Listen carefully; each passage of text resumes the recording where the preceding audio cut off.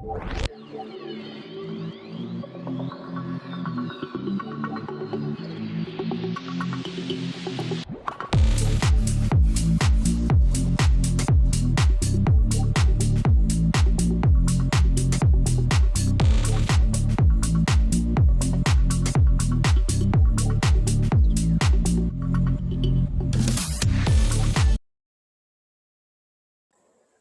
right. Good evening, everybody. What in the world is going on here? Can't get that off the screen. All right. Gotta redo this because I screwed something up again last week. There we go. All right. Let's put that right there where I want it. Okay. Yeah, anyway, where was I? Okay. Good evening, everybody. Welcome to another episode of This Week Unloaded. I'm your host, as usual, Rich White. And as you can see from the thumbnail for the show and the little graphic in the bottom right hand corner, we lost a legend this week. Boy, I tell you what. The guy who spawned a million jokes, former world champion mixed martial artist before mixed martial arts was even a thing.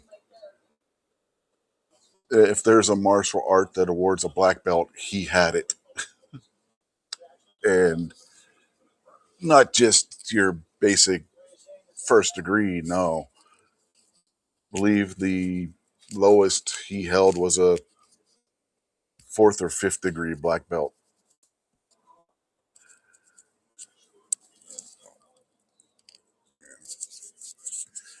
Um, yeah, it's like, and not just that. One of the pioneers of the action movie. If you look, go back to the 1970s when you see the roots of what would become the 80s action movie, he was right there.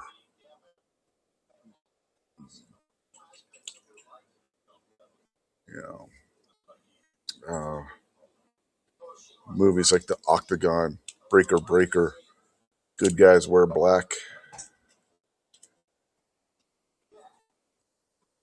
in the 70s, which gave way to movies that he did like An Eye for an Eye, Delta Force, Missing in Action in the 80s.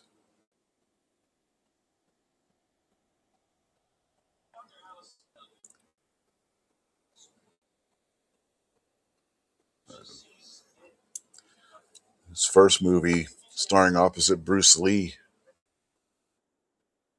You know, Bruce Lee probably gave Norris the best compliment you could think of. When they were casting for said movie, Lee and some of the other people working on the movie, as they were preparing for filming and doing the casting and whatnot, were looking for someone to play opposite Lee, and they went and watched one of Norris's fights. And after the fight, Bruce Lee was like, "Thank God I don't have to fight him for real. He'd kill me."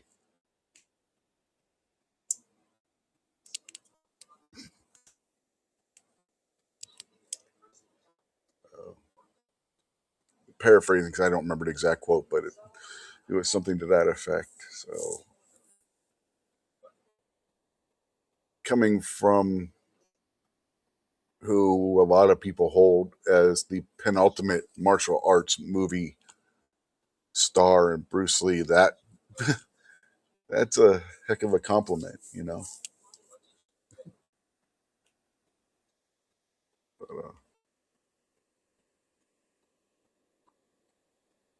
and when I say Norris probably uh, started or was one of the pioneers of mixed martial arts, I'm not joking. Like I said, the man held like 6 black belts in different start in different uh, styles of martial arts, from karate to taekwondo to jujitsu, uh, Brazilian jiu-jitsu, and a couple others that I'm forgetting. He took on anybody in a competitive mixed martial arts format. Karate champions, kickboxing champions. And he took on who was probably considered to be the most badass fighter of his time, a guy by the name of Joe Louis, not to be mixed up with the boxer. This guy was a kickboxer. And I think he spelled his last name different. I think he spelled it Lewis. But this guy was a serious badass. He was considered to be the best combat sports professional on the planet at the time. And Norris took him on, and most of the fight is considered to be a draw back and forth until the later rounds where Norris just started wailing on him. It's like, according to some people that saw the fight, it was almost like, even as competitive as the fight was in the early rounds, it was like Norris was pacing himself and then opened up at the end to win the fight.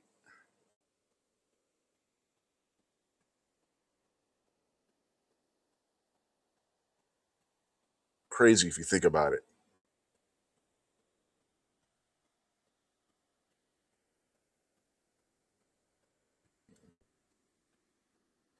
Uh, and I think one of my favorite movies of his was Lone Wolf McQuade, because there's something about the chemistry, or should I say lack thereof, between him and David Carradine in the film, right? And then you come to find out years later, after the fact, that the two of them hated each other, which is why their characters played off of each other. So the tension you feel between those two characters was real because the actors hated each other. They actually got into a fight on set. The fight scene between the two of them was a real fight. They got into it when they were shooting, and the director was like, "We're going to use that for the fight scene."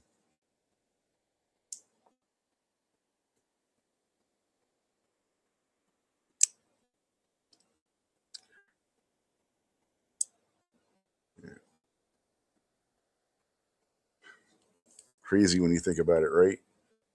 An actual fight making it into the movie.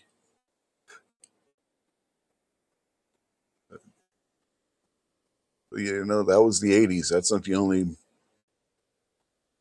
time that something like that happened. The Harrison Ford scene in Indiana Jones and Raiders of the Lost Ark, where he pulls his pistol and shoots the guy. He was supposed to fight the guy, and he's like, "Oh, heck with it." And he ad libbed that, and Spielberg liked it better, so it went into the movie. That was the '80s, man. That was the '80s.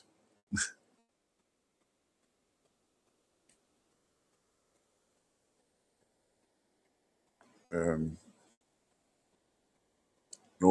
Coming back to Chuck Norris, his movie career went into the '90s, and then he got in the 2000s. He started getting more into politics. Patriot out there. He says he's half Cherokee and half Irish. His real name was Carlos Aaron Norris. His middle name was Ray, not Aaron. Aaron is his son's name, I believe. But yeah, his name Carlos Ray Norris was his actual birth given name. And before he even got into martial arts or acting, he was a veteran of the United States Air Force, where he served over in South Korea, which is where he first came into contact with martial artists and started. And that his service over in South Korea is what lit the fire for him to get involved in the martial arts. first learning Taekwondo and a couple other Korean styles that I, again, can't remember the name of, which he earned his eighth degree black belt in.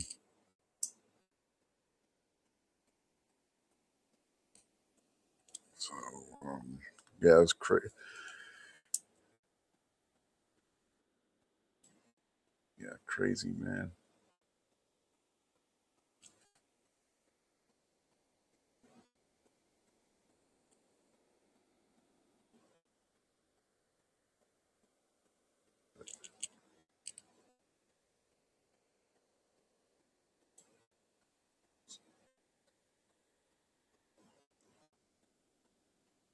Aaron's his brother. That's what it was. Aaron Norris is his brother. Yeah, he served in the United States Air Force from 1958 to 1962.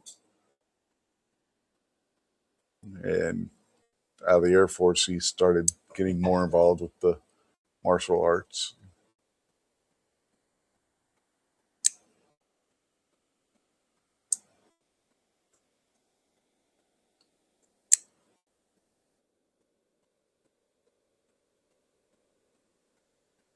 Yeah. Black belts in karate, taekwondo, tung so do, Brazilian jiu jitsu, and judo, as well as founding his own discipline, Chun Kuk Do, KUK.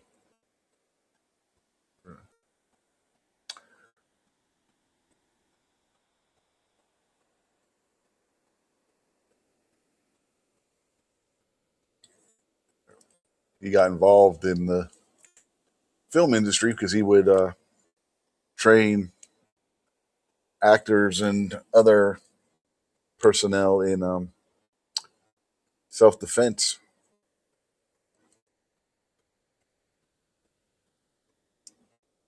Patriot said his first duty station was Gila Bend, Arizona.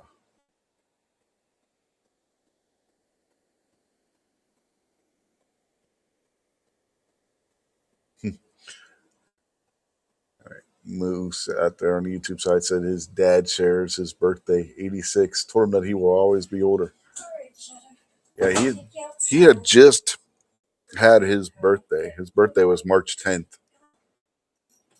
He had just turned 86.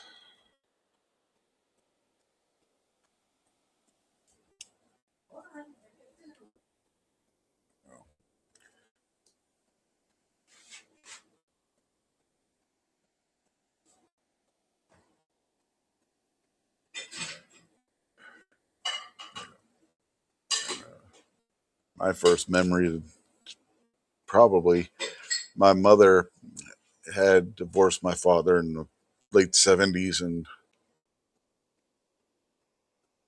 a year and a half later, she was getting remarried again, and I wasn't happy about it. You know, I was 5 going on 6, and I used to give who would eventually become my stepfather a hard time. They said I wasn't happy that my mother was remarrying, right? So my future stepfather, when before they even got married, he would, uh, to try and bond, we started watching, whatever martial arts movies would be on TV, right? And we would sit and watch those, and started bond over that kind of stuff. And right after they got married, we would, it's probably, I was in second grade, I think, at the time. By this point, he would come pick me up after school, and we'd go across the bridge downtown Pittsburgh from where the school was. I mean, school was within walking distance downtown. It wasn't like we were going a super long distance, but we'd walk from the school across the bridge, get something to eat, and then we'd go watch at the old Stanley Theater, which is now Benedum Center, if you know anything about Pittsburgh. But we'd go to the old Stanley Theater and we'd watch martial arts movies, and they always seemed to have Chuck Norris movies playing. So that's how the two of us bonded, was watching Chuck Norris and Bruce Lee movies, based for the most part. That's what they would show. They would show old Chuck Norris and old Bruce Lee movies, and then saw an Eye for an Eye when it came out. You know, the fight scene with him and Professor Toro Tanaka, the professional wrestler, at the end of the movie.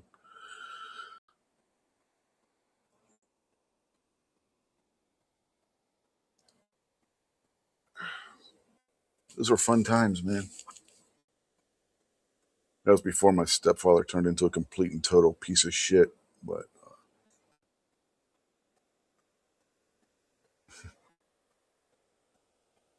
back before he was an alcoholic.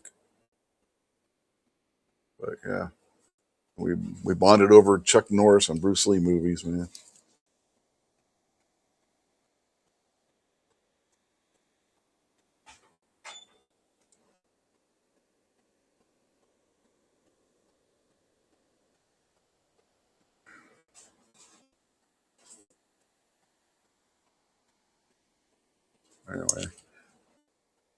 Anyway, like I was saying, once Norris wrapped up his, well, before we move on, in the '90s he had the TV show Walker Texas Ranger, which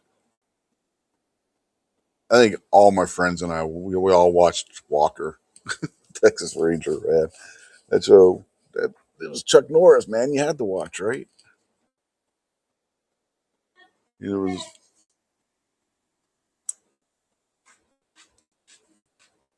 Honey, what? food's in the black fridge if Brittany comes down. And if it feels like it's starting to cool off later before you come out to bed, just turn the fan off. Mm-hmm. Night. Come on, Shadow. No, Moo. It was the drinking that turned him into an a-hole.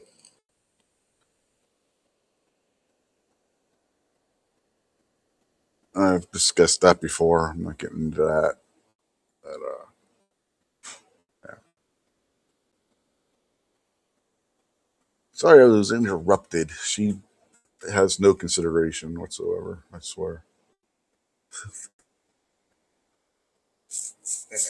Where was my train of thought? Oh yeah, we're talking about Walker. It was on what, Saturday nights? Not much else on TV on Saturday nights, right? Saturday was so you know t- Saturday nights Walker was on,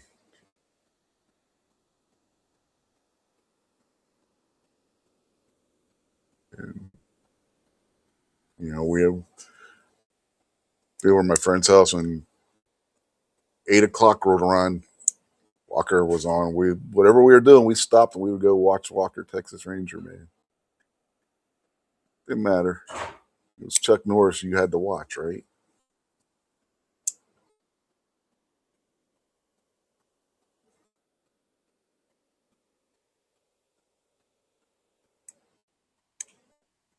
Each week was like watching a mini Chuck Norris movie, an hour long Chuck Norris movie.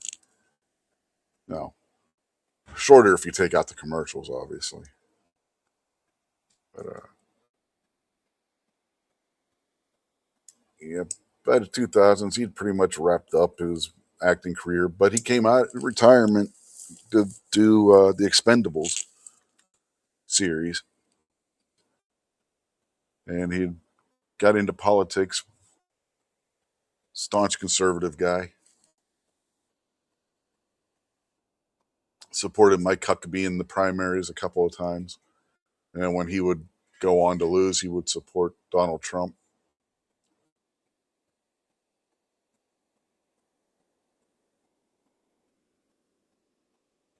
He was a Second Amendment guy.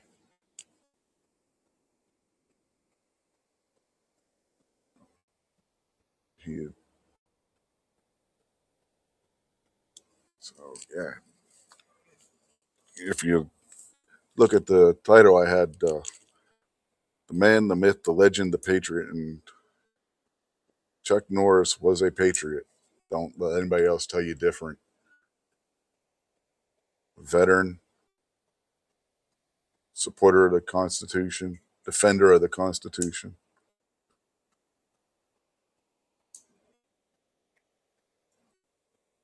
and from all accounts, just an all around good guy.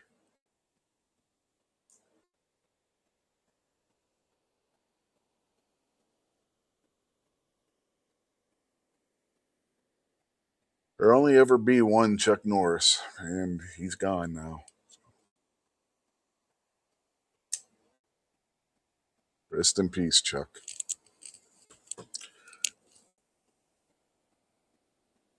Let the wings of angels fly thee to thy rest.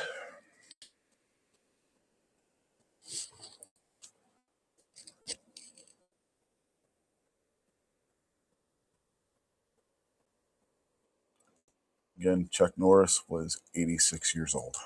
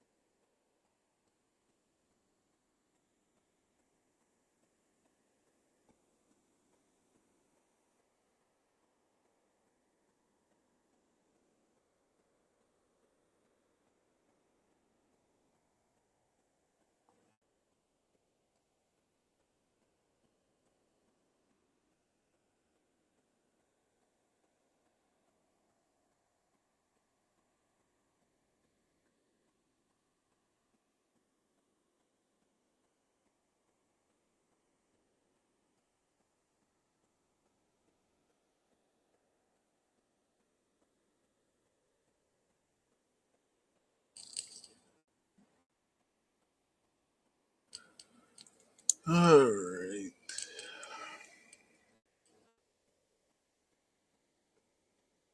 So what else we got this week? I mean, couldn't go without saying something about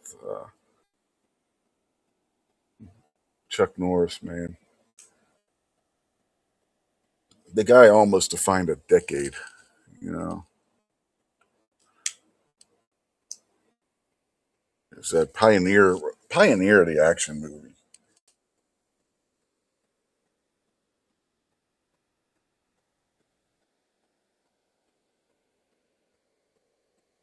and would help define the genre in the '80s, alongside people like Sylvester Stallone and Arnold Schwarzenegger, Mel Gibson, Kurt Russell.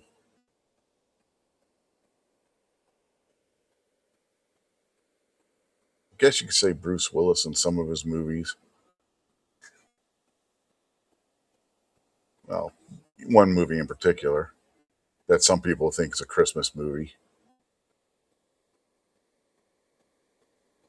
I'm not in the it's a Christmas movie camp for those who don't know.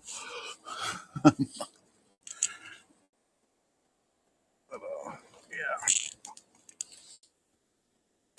Every year, man, every year we lose more and more of these legends of the silver screen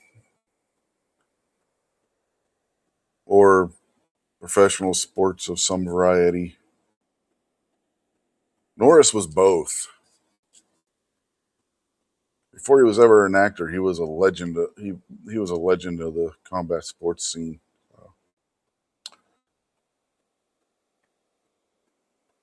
Anyway, I'm trying to move on, and I'm still talking about Chuck Norris. That's the kind of guy he was, man.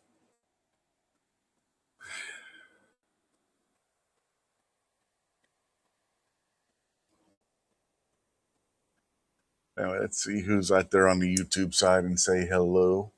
We have Mr. Ron 2A Matters in the chat first, followed by 2 Live Moo, Pack Rat's Attic, Denny's Plant Based Journey, and Gabriel.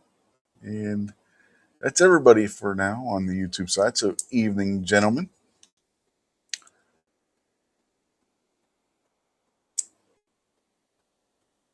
Okay, you're half right on that comment. A hot dog is a sandwich, Moo. With the caveat that it has to be on a bun or on bread of some variety.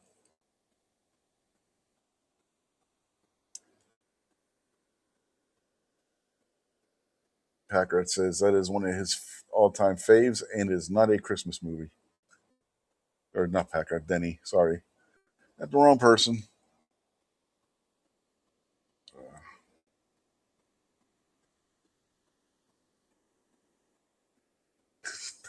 Moo says you're a bun. Well, a hot dog by itself is hardly a sandwich. It's just a sausage by itself. It's got to be on a bun or some type of bread to be the sandwich. It's just logic. You're making me throw logic at you, Moo. Uh-oh.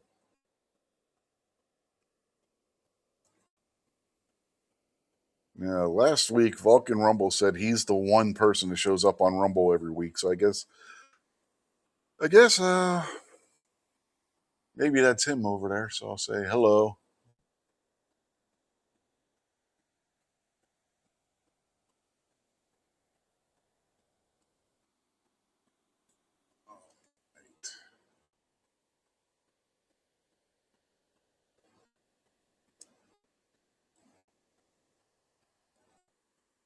And nobody said anything over on Rumble yet. So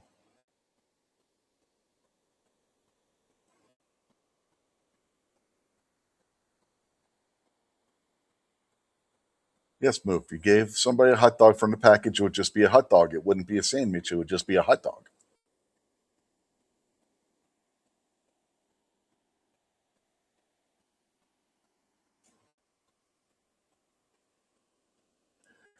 Pack Rat says the bar in Texas where guess where Walker was filmed is called the White Elephant. A friend of his was working off duty there and got shot in the leg during a fight. Wow. M. Gabriel says, you know you're getting old when people younger than you are dropping off. That's something I've been dealing with since I was a teenager, brother. So, yeah. Uh, I've been through that on shows before, too. I'm not getting into that tonight.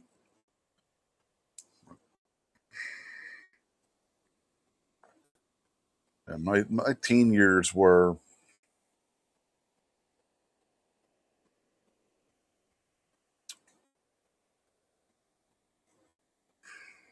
the best at times. And I'll just leave it at that for tonight.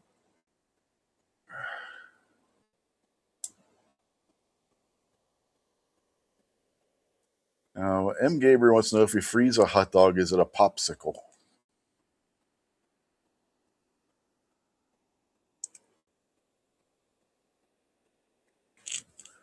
Hot dog sickle? Like a fudge sickle? Or you have to put a stick in it too, wouldn't you? For it to be stick a skewer in it, stick it in the freezer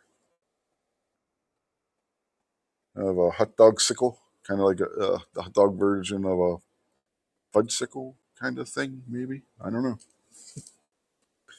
Then he says, yuck.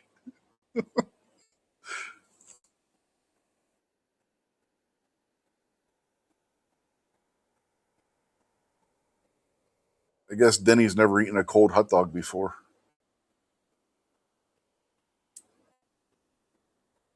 Cold hot dogs actually not bad. Cook them, and what leftover ones get put in the fridge, and next day you just throw it on a bun with some mustard and eat it cold. I don't know how many times I've done that. It's not bad. It's better if it's not the beef ones because the beef ones are always greasy and they get that nasty grease on them. You have to heat them up to get the grease off. But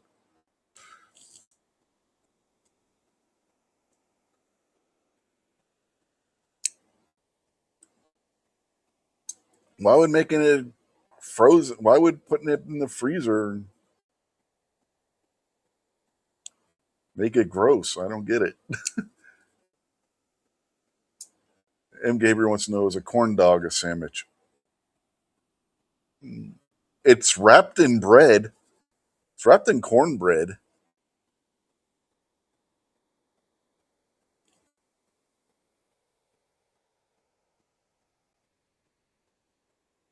Oh yeah, I've done that too with hot dog. You take the hot dog out of the package. They're already cooked. A lot of people don't realize this. Hot dogs are pre-cooked, so you can eat them right out of the package, and not have to worry about if they're undercooked or not. Vienna sausages, I've never really been a fan of. Most canned meats in general, I'm not a fan of.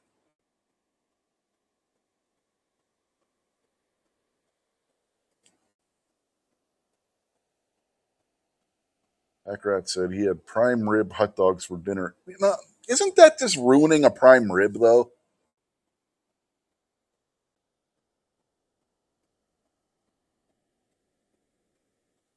It's kind of like spam ruining a ham.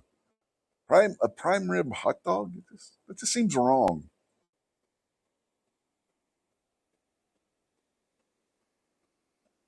Then he says, with the corn dog, you have to take it off the stick first for the cornbread to be a bun, and then it turns into a sandwich. Makes sense. Otherwise, you just got a hot hot dog sickle thing wrapped in cornbread.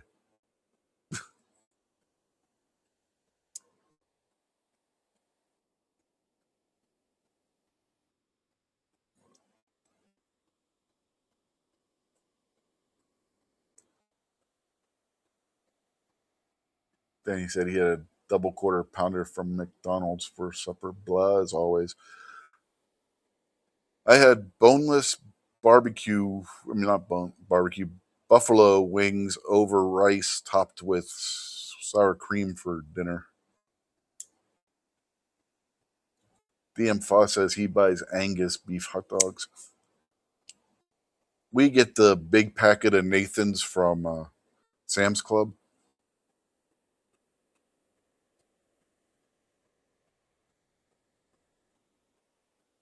Packer says they were so good. Got it the HEB.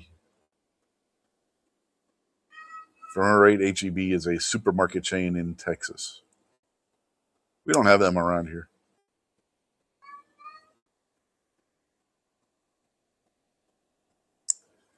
Falcon Rumbles out there on the YouTube side. BM Foss is also on the YouTube side. I've already mentioned him, I believe. But yeah, Vanessa Kitty's out there on the YouTube side as well. So evening to you as well. Foss says he's not kosher. Nathan's aren't kosher. The Hebrew National are the kosher ones.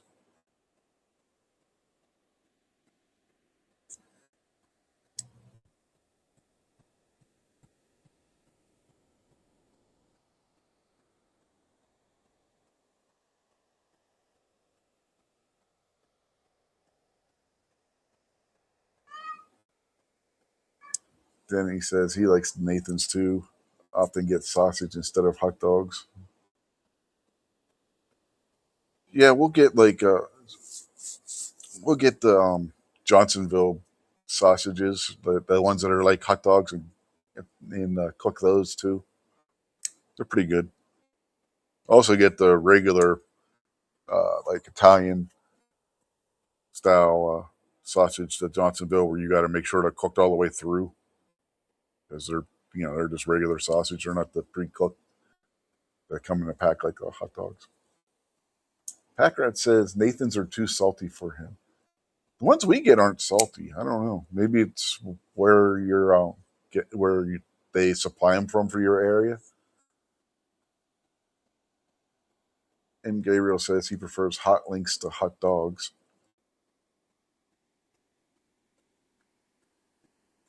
Ozzy Osbourne is out there on the YouTube side. Good evening to you, Ozzy. Not to be confused with the late Ozzy Osbourne. But this Ozzy's still a good guy, too. So.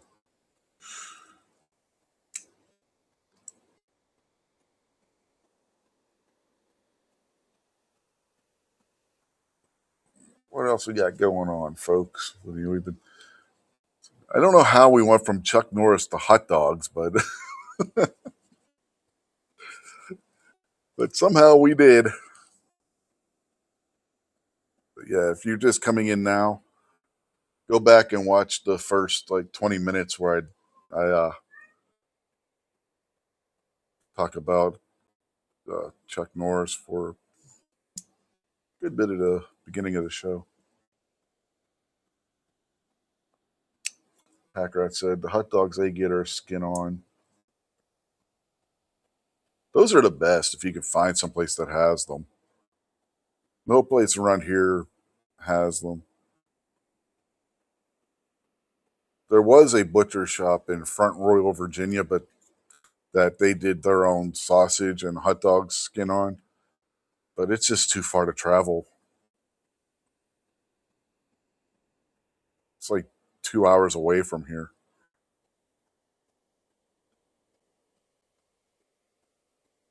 Especially when we have a meat market here, butcher shop here in town where we go to for all our other meats. So, going to all the way to Front Royal just to get sausage and hot dogs, it's a bit of a drive.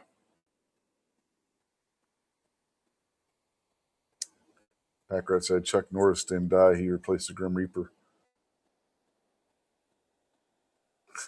As he says, hey, take it easy on that good guy stuff. He has a rep. I heard one that Chuck Norris didn't die. Jesus just hired him to be his self-defense coach.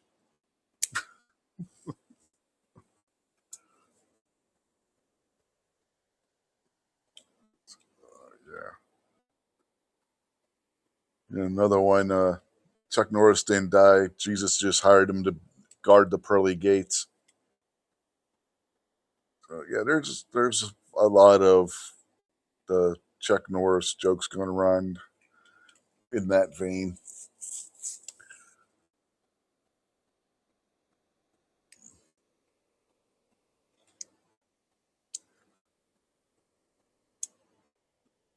Two-foot hot dog? Wow. That's a big hot dog. One thing I miss about not going to Costco anymore is getting the Costco hot dogs. Those were pretty darn good.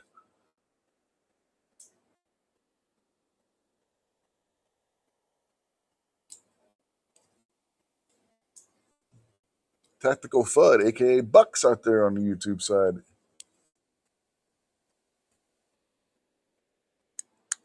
That's a kitty says Groat and Wiggle are the oldest sausage maker up where she's at in Connecticut.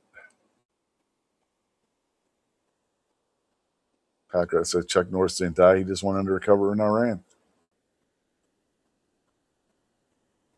Vanessa says they are awesome. She tries to buy one a year. Then he says they have a 3-foot hot dog at the Texas Rangers ballpark. They call it the boomstick.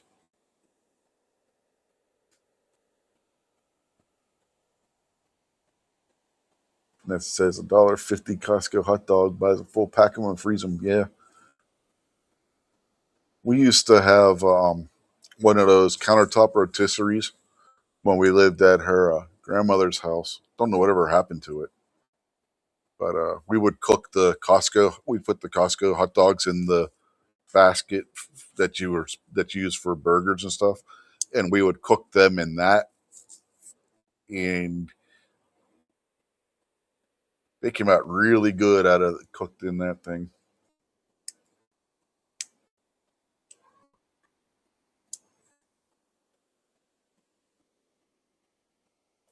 Foss says he sent me an email. Okay, see what do we got here.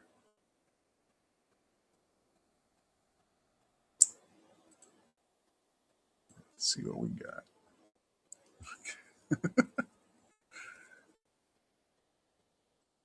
Okay, where are we at? Am I in the right one? Yeah. All right, let me go over here and do that. Where are my buttons?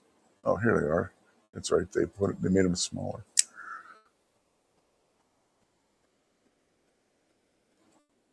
So here's the first one that Foss sent.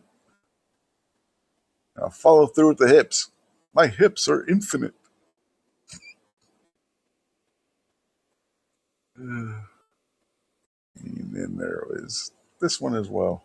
Saint Chuck Norris, patron saint of ass kicking, protect us from weakness. Nice, nice.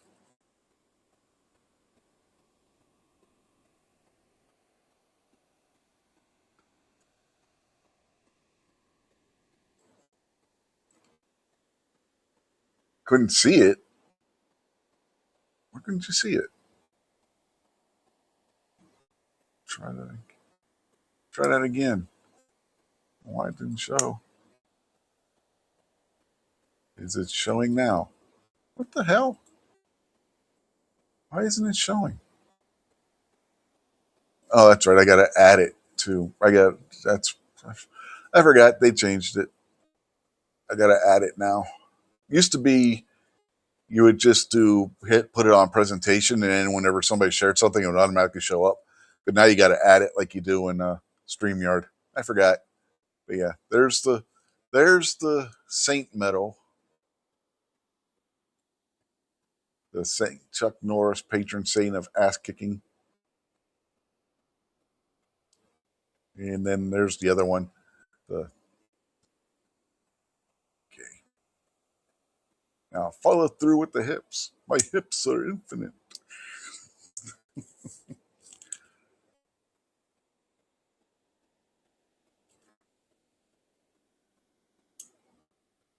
All right.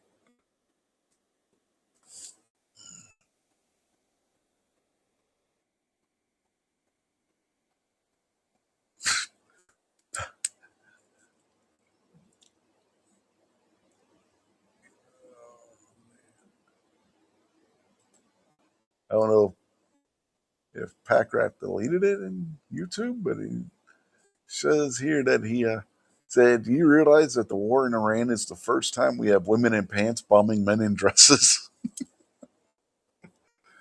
Oh man!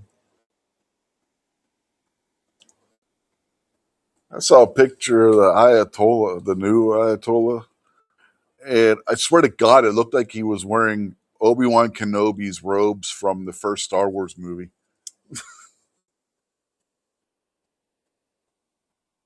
That's exactly what it looked like.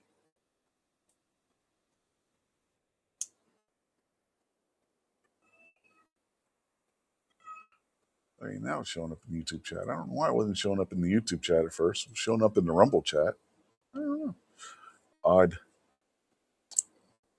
Usually stuff shows up in the YouTube chat and not Rumble chat. The interior chat. Anyway, I refreshed the YouTube chat and the comments there now, so I don't know what happened there.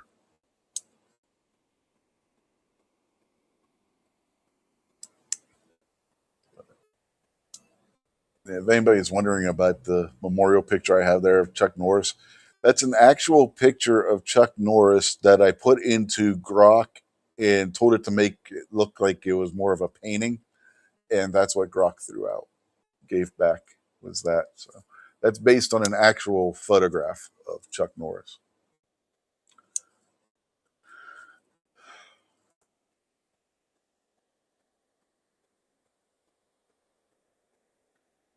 Um, Foss says YouTube had held it. He had to approve it. I wonder why it wasn't showing up to be held, that it was being held on my end. So I had the YouTube chat popped out. It just wasn't showing at all. That's odd. Any way you look at it, it's odd.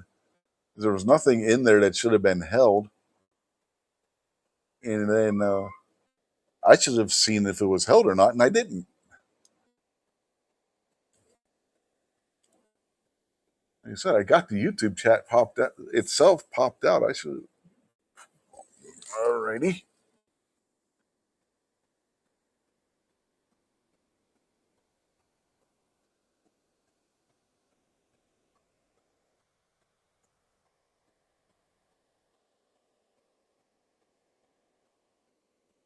Then he says he makes hot dogs. He prefers the Dirty Dogs method can of beer, water, beef bouillon cube, onion, garlic. He says great flavor.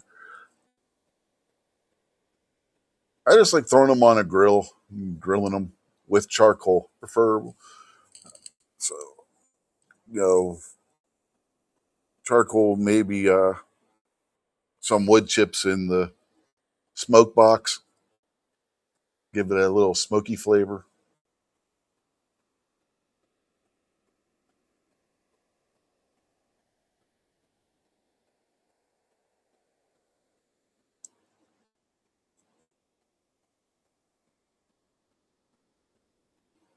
Throw some hickory chips or mesquite chips in there with the hot dogs. It's pretty.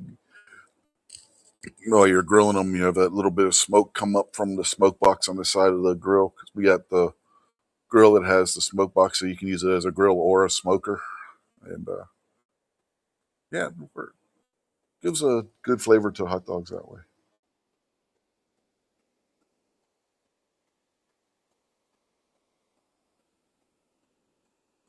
Then he says, yes, charcoal grill is his favorite. Just common to boil. Ugh. No, I can't stand boiled hot dogs. I am not a fan of boiled hot dogs. They got to be grilled.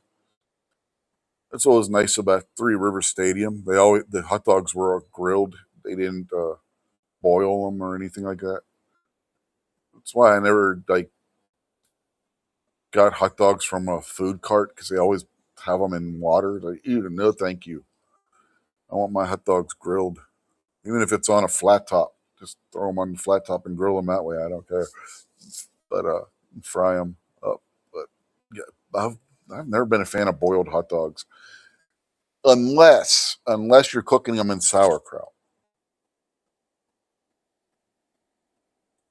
Hot dogs cooked in sauerkraut are pretty darn good too. But then you boil them in the sauerkraut, and then you throw them in the pan and fry them. Put a little bit of a crisp on them that way. Get the sauerkraut flavor in the hot dog. It's good, good, good, good.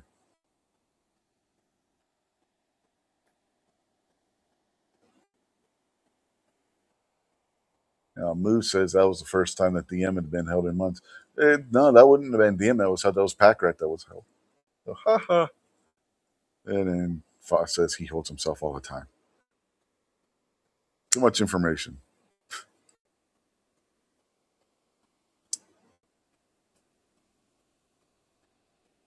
Fud says it's not water, it's hot dog juice. But yeah, once they cook all the hot dog out of, you boil all the hot dog out into the water. Yeah.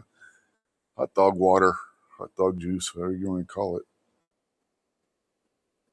The one Scooby Doo series, Scooby Doo Mystery Incorporated, had a character whose nickname was Hot Dog Water because her father owned a food truck where he cooked hot dogs, and she always smelled like hot dog water. So because of the working on she had to clean the things that the hot dogs were cooked in, and she always smelled like hot dogs. So everybody called her Hot Dog Water.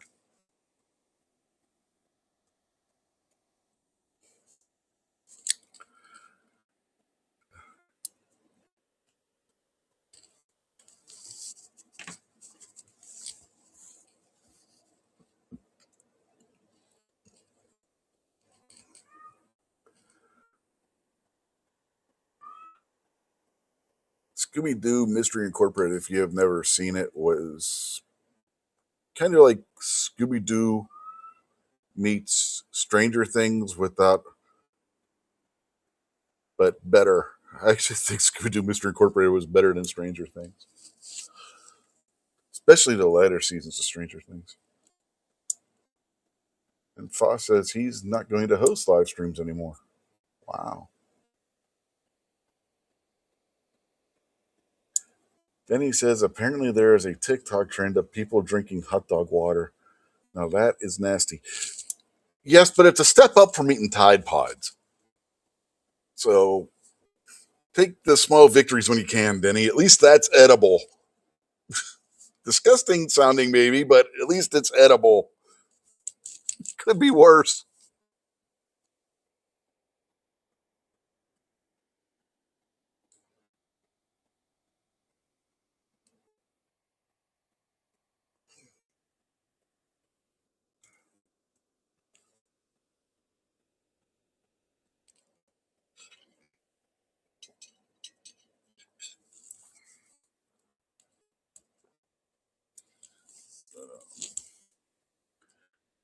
Yeah, what else we got to talk about? Denny said, right, it isn't Tide Pods at least. Yeah.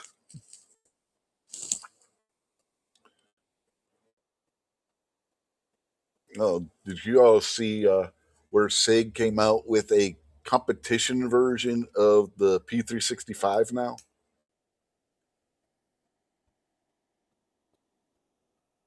Patriot says he bets it's better than Red Bull. I've never had a Red Bull. I couldn't tell you. Yeah, I saw somebody put out a video on this earlier, so I went and check it out. Like, so let me find. There it is. Share that. Back over here. Yes, the P365 XF DH3 is what they're calling it.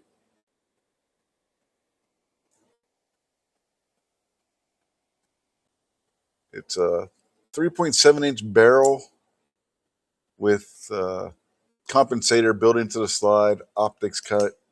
Comes with 17 and 22 round magazines, unless you live in one of the communist states where they only let you have 10 rounds. And it's, they call it coyote, but it's,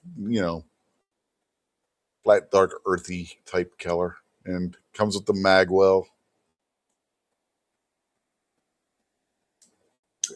Interesting choice for a to build a competition pistol off of. Yeah. Comes with the X-ray day night sights, which are standard on all the P365 models, unless you got the one that has that weird Meprolite sight built into it. What do they call that one? The SAS, I think it was. So, yeah, one 17 round and two 21 round. Not okay, not 22, 21. And it was 20 something. And as well as having the standard interchangeable frame like all P365s do, it also has interchangeable backstraps on it.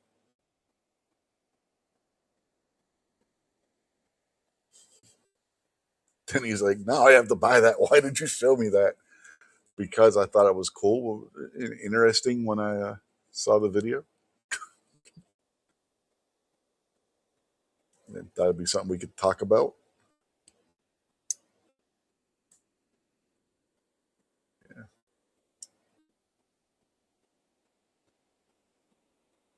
but yeah, it's kind of like I said, it's an interesting choice for a competition gun. When they came out with the P365, that would probably been the last one I would have ever thought would be a competition pistol. But they went and did it. They made it a competition pistol out of it. So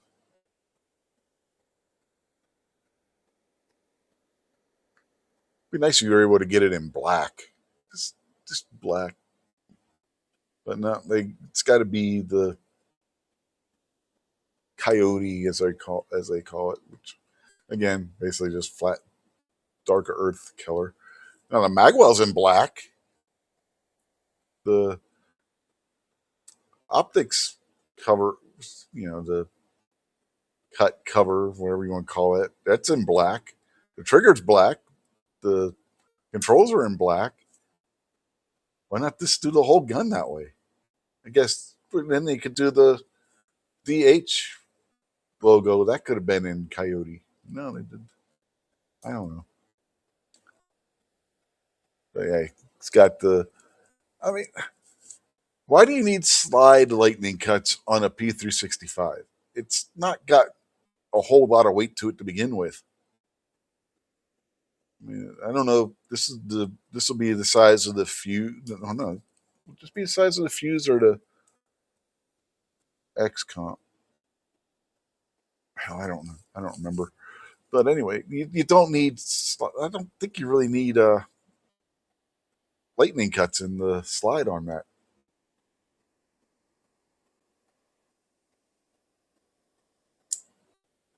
As you said, it looks like a revamped 320. You know, it's definitely a P365. Look how thin the slide is. Yeah, Ozzy says, flat, never dark earth. Yeah, no kidding. It's never dark. Why do they call it flat, dark earth? It's never dark. It's never a dark Keller. It's a medium or a light Keller.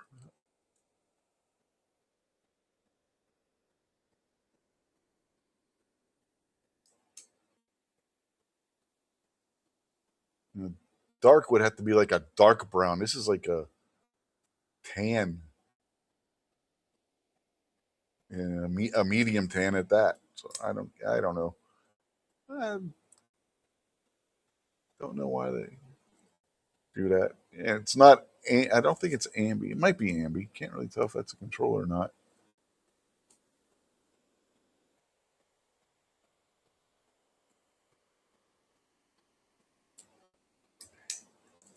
But yeah, it's what it looks like. And like I said, they're calling that their competition pistol. So, think we're going to see a lot of competitive shooters using this?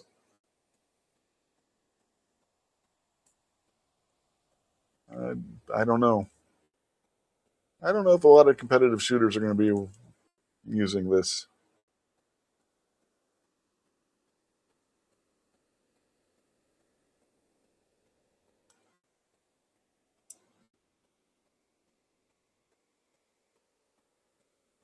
Doesn't say what weight the trigger is, I don't think.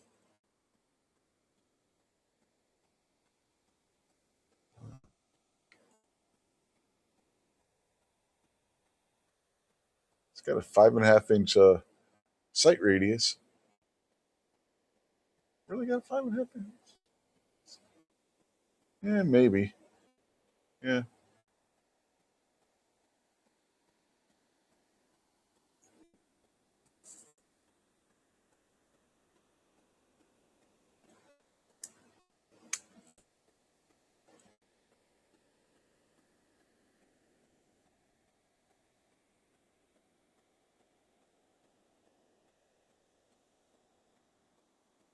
It's 22.9 ounces with the magazine.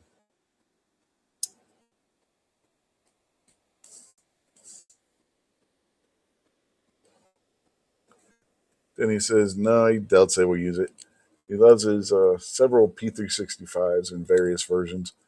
His X macro is the ultimate fave and his number one carry option. Yeah, this basically is an X macro that with the comp on it in front of the slide. So Patriot says, "Did you hear Lena Mikulik went back to Smith and Wesson?" No, I did not. It's interesting. I wonder if Sig's going to stick with the Rose line because that was like her signature thing. If that's the case.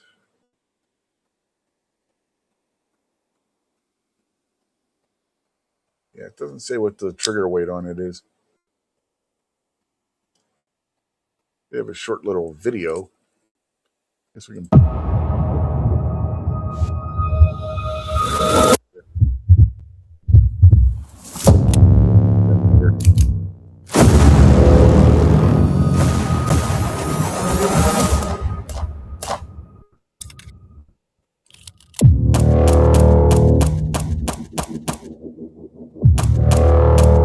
Much of anything, are they?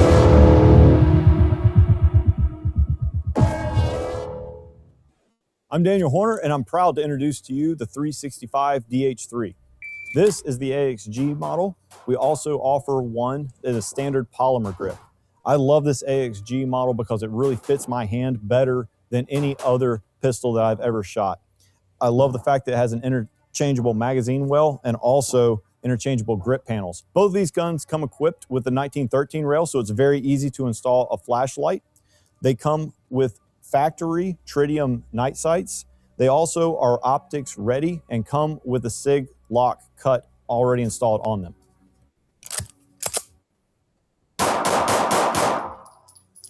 The two things that were really important to me when we started this project was building a gun that was, one, reliable, because if I'm going to potentially be carrying this gun to protect myself or my family, that is the number one thing that I care about.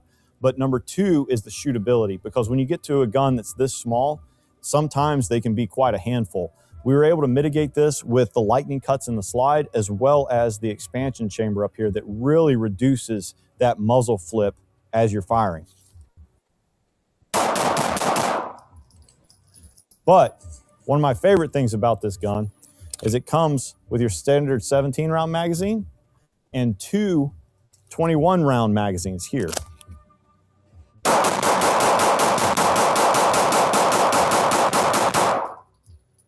So go find your new 365 DH3 at your local dealer.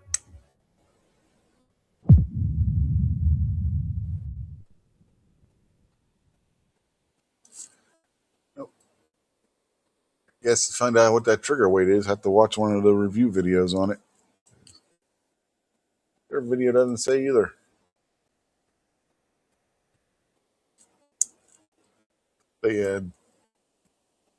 Denny says his X macro is about a 4.5 to 5 pound trigger. If it's competition, it would need to be about 2.5 to 3.5, probably. Yeah, that'd be my guess too. But the 4.5 to 5 pound trigger sounds about right for my P365s as well. I haven't actually measured it, but 4.5, maybe 5 pound. It's not out of the question for it.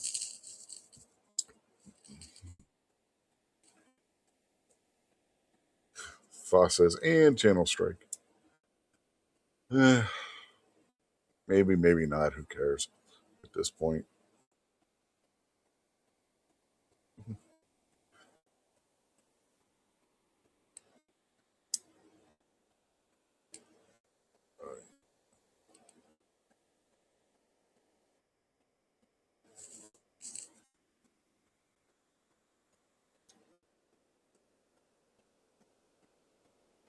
So, heard a report earlier that what's Denny say? The standard P365 was supposed to be between 5 and 6 pounds, but none of mine are that heavy. No, mine's not that heavy.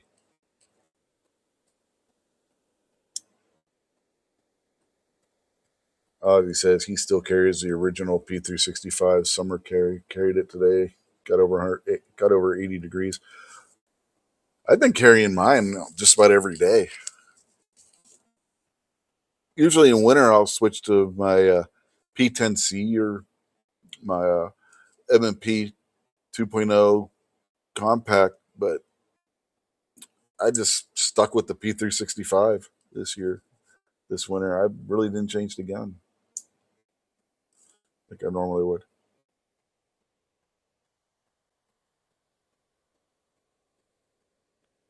Then he says his XL was the one he put new set of trigger springs and other mods, and it's got a 2.5 pound trigger. It doesn't carry it, just fun at the range. Yeah, it's a little light for a carry gun.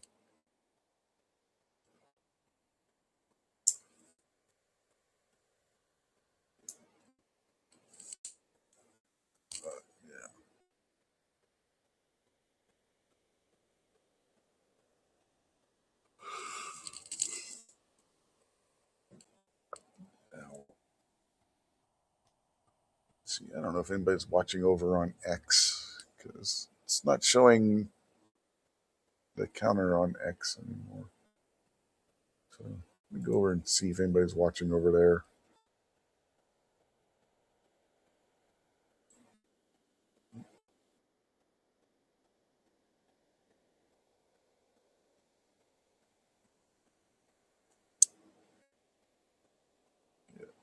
How the hell do you get that off of here?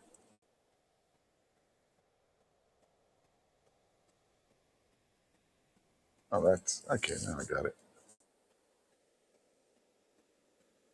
It says we got 6 on people on X. So evening to you if you're watching on X. For some reason the counter doesn't want to show the totals for X anymore. Why the hell did it stop? So yeah, there's that. And is that live? Yeah. Okay.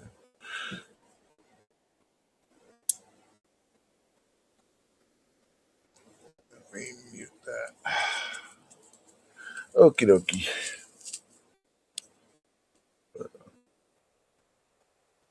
The trigger on my P10C is kind of light. It's got about a 3.5 pound trigger on it out of the box, which is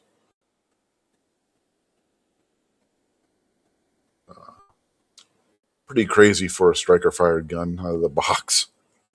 But then it's not your standard P10C either. It's a limited edition model.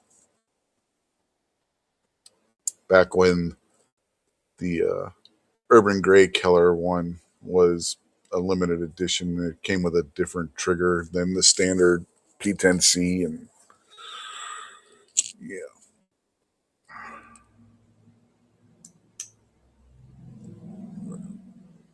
It's got the threaded barrel on it. It's not optics cut because that was before they started doing optics cuts on the P10Cs.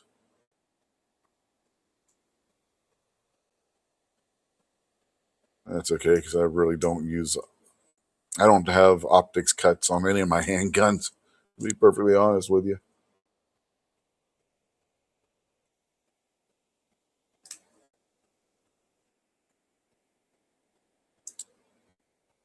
A couple times I've shot a handgun with an optic on it. I didn't shoot it as well as I did with a handgun with iron sights.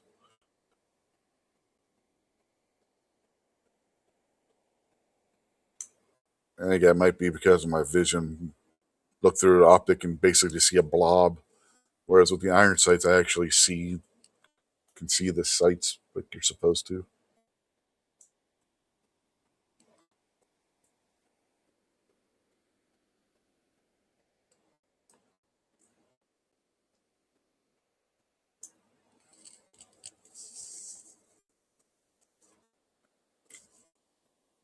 So if I do any kind of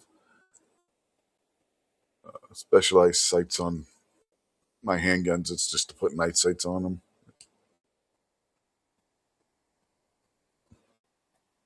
Patriot said his Colt 1911 was around 3 pounds, and it was his EDC. Yeah, 1911s are designed to have a light trigger, being this single action. You got a double action that's got like a 3.5 pound trigger. That's a light trigger for a double action handgun. That's a super light trigger for a double action.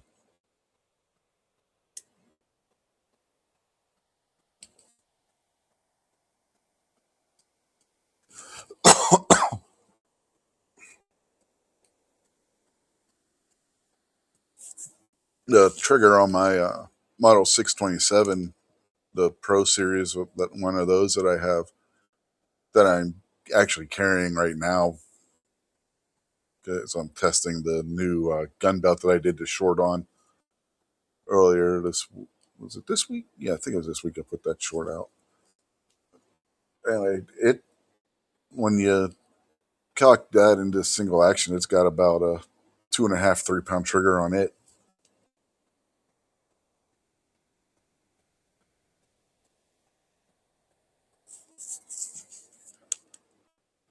Double action's like 6, 7 pound, which is good for a double action trigger on a revolver.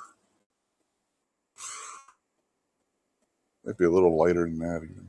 I don't know. I haven't actually measured. I measured the single action on it, but not the double action. So go figure.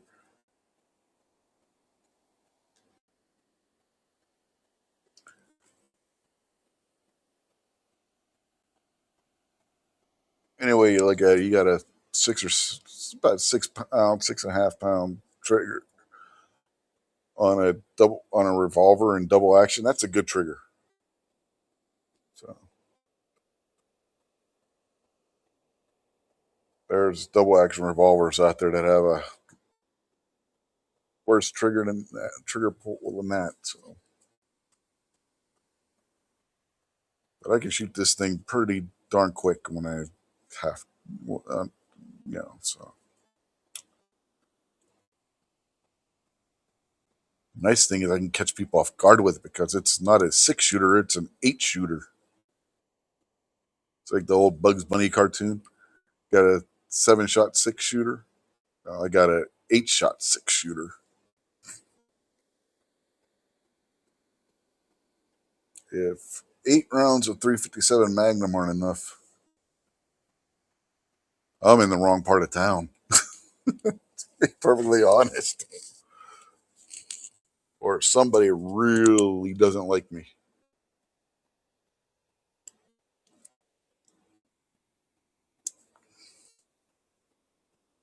Yeah.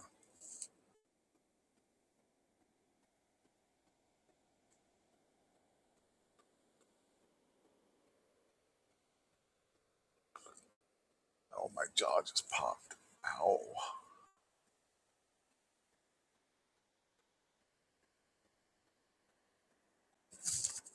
That didn't feel good.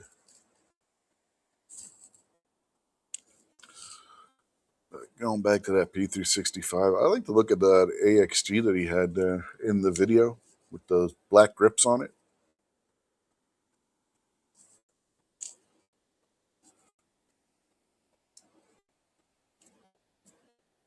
So, yeah, I guess they got the AXG version of it too. But if you're going to get that one, you're going to spend some money for that.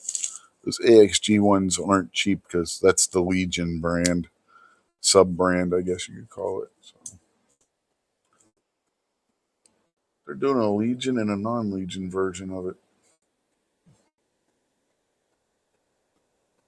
which is interesting.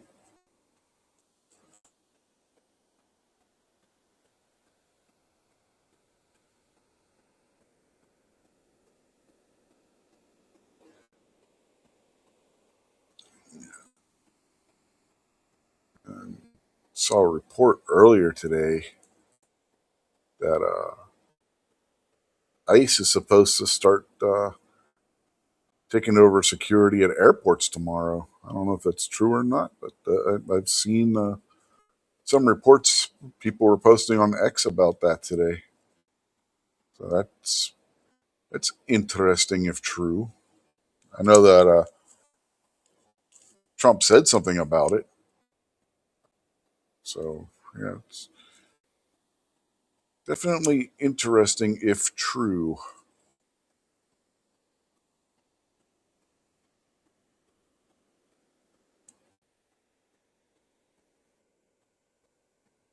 Also saw where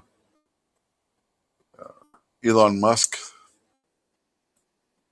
offered to pay the wages of ICE, I mean, not ICE, TSA, to get the TSA workers back to work to stop the slowdowns at the airports.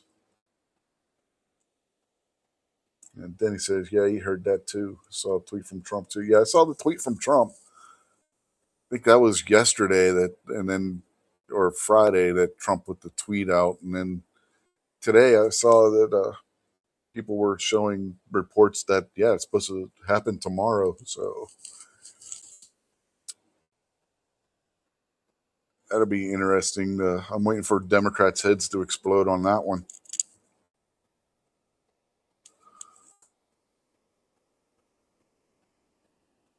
And you got lots of Republican senators have taken to X, calling out the Democrats for still trying to hold up the SAVE Act.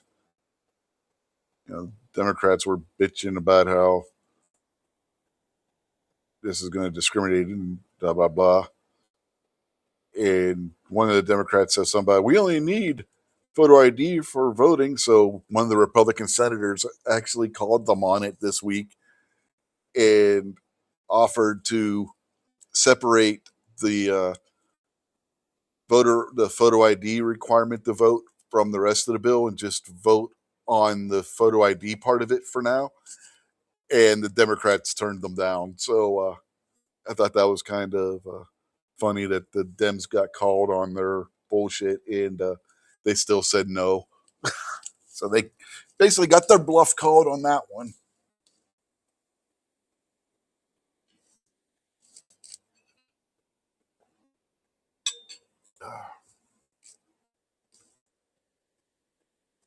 Oh, we just lost a bunch of people off of YouTube.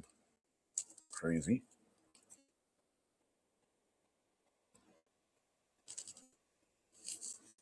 At least according to the viewer counter we did.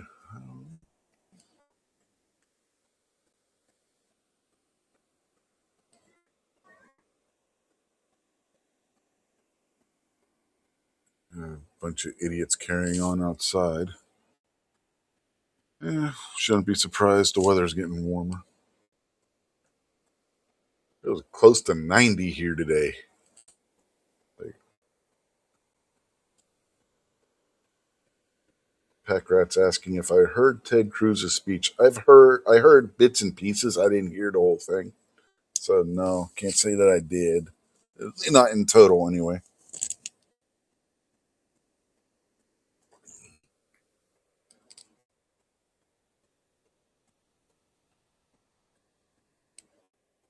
I did hear Netanyahu's speech the other day where people were throwing a fit saying that he was putting down Jesus and stuff. Everybody that's saying that put up like a 30-second clip and totally takes what Netanyahu was saying out of context because he was actually quoting a book of which was written by a philosopher who was talking about basically the same thing of for evil to succeed, it only takes for a good man to do nothing. Basically, that's what Netanyahu was getting at from quoting the book and he was referencing the Iran war that's going. Well, don't call it a war, I guess, but the situation in Iran right now, and people taking it out of context completely on X. But Patriot says that he roasted the Democrats.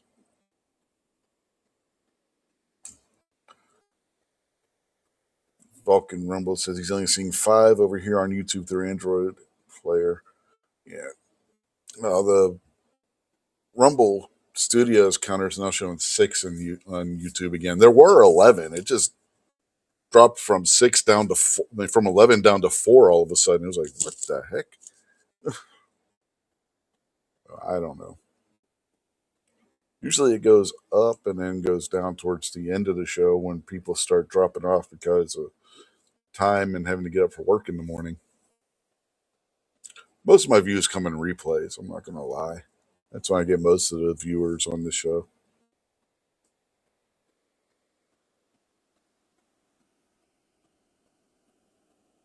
Then he says that's the Edmund Burke quote. Well, paraphrase because I don't remember the exact quote. I think it's actually the only thing needed for evil to triumph is for a good man to do nothing. I think it's more accurate to the quote, but I paraphrased. Ozzy said it was 80 there. Now it's 40 with a low of 30 later tonight. Yeah, I don't know what the temperature is now. But if you hear in the background, we got the air conditioner going because it got hot today. It's 69 right now. And they're calling for rain tonight and getting down into the 50s tonight overnight. Yeah, we almost hit 90. It was 89 degrees today, which is crazy for the middle of March, end of March. Packrat said it's 80 down there in Texas right now.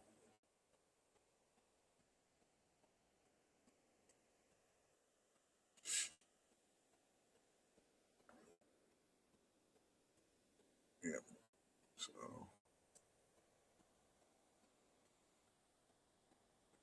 Then he said it's 85 there now. He said it was 98 there today, but he showed it as 100.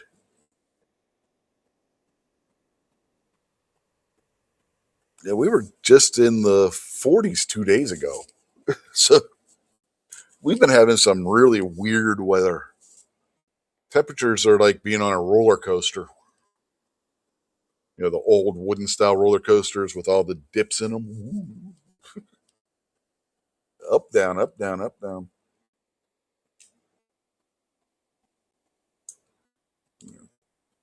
Fox says the only good thing necessary for the triumph of evil is that good men do nothing. Yeah. Yeah, that's the one I paraphrased. John Stuart Mill. Thank you, Foss. 49 rainy in Massachusetts near Martha's Vineyard, Vulcan Rumble says.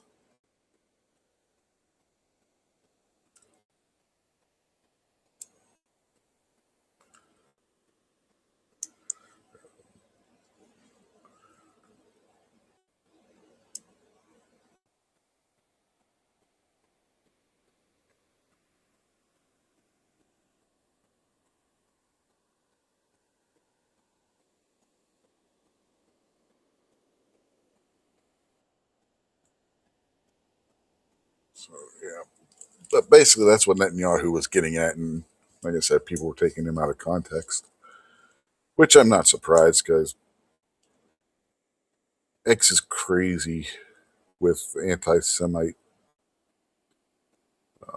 sentiment in certain circles.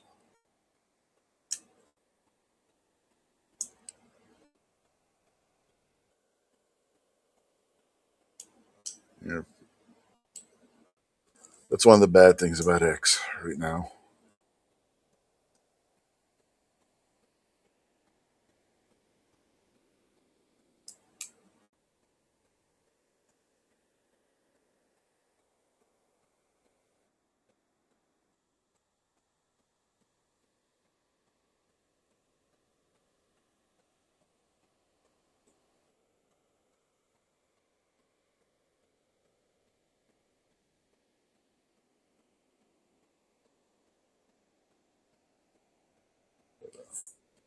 Yeah, I don't know what else to talk about. I'm running out of stuff to talk about.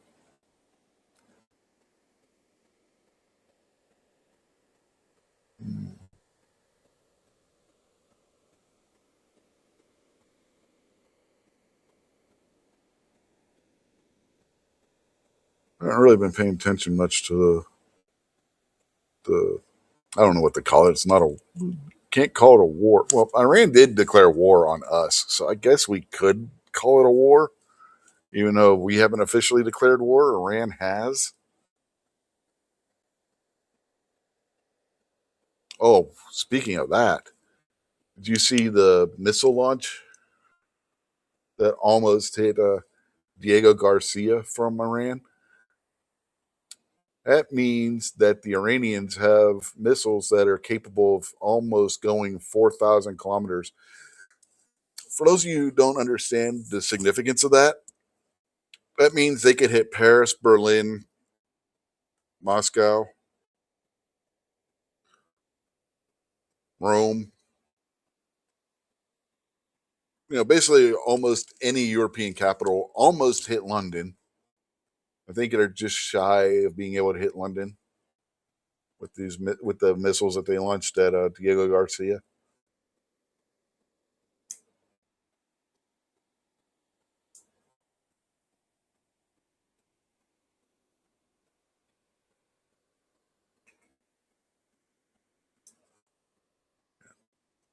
Foss says a police action. What police action would you generally would have boots on the ground for?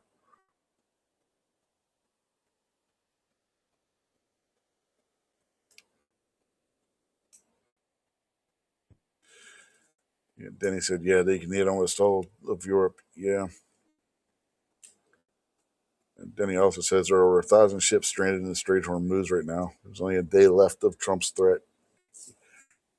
Yeah, they're not going to respond to threats. They're really not. It's going to take action.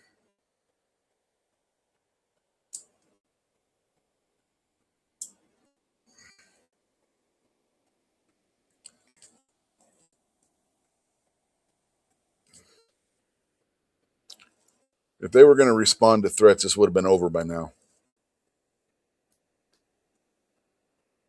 But their mindset's not going to let them do that.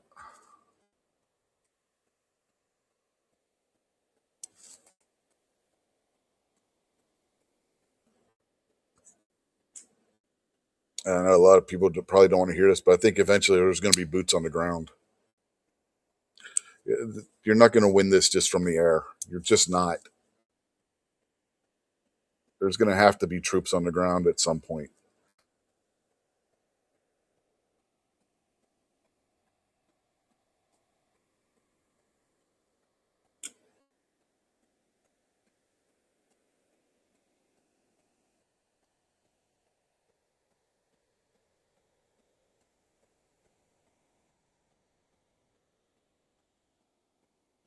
And I know nobody wants troops on the ground, but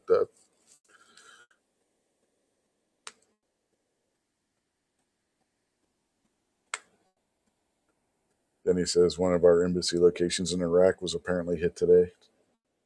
Yeah. Foss says they should try sanctions. Sanctions always work. And until the next regime comes in and takes the sanctions off and gives them their money back.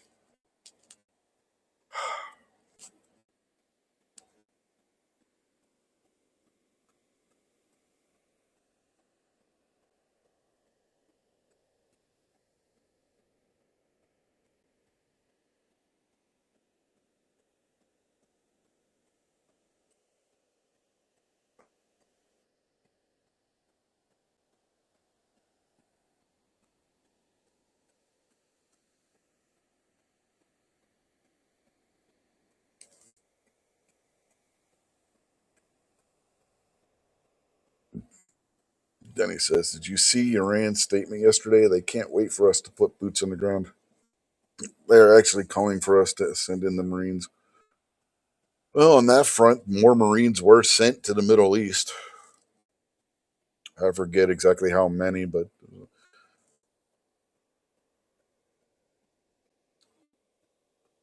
a couple thousand.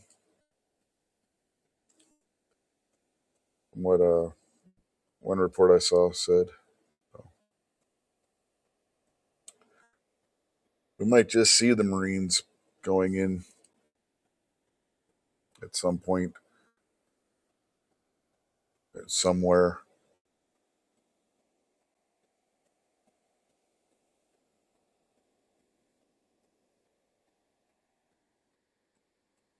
Those Ozzy says those nut jobs think if they go down, they're taking everyone with them. Yeah.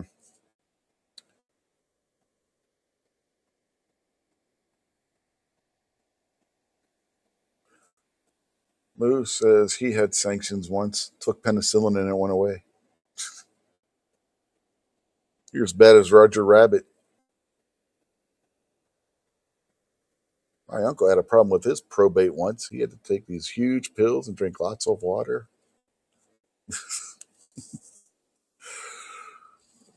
Oh,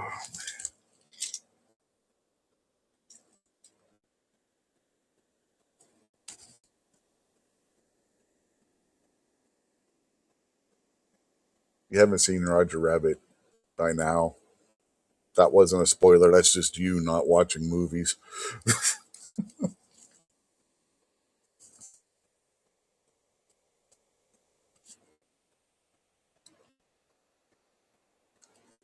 Packrat says he'll give Trump this. He's letting the military do its job. Yeah. Foss says they use sanctions against Cuba and Iran, and it. Oh, wait, never mind. Yeah, exactly.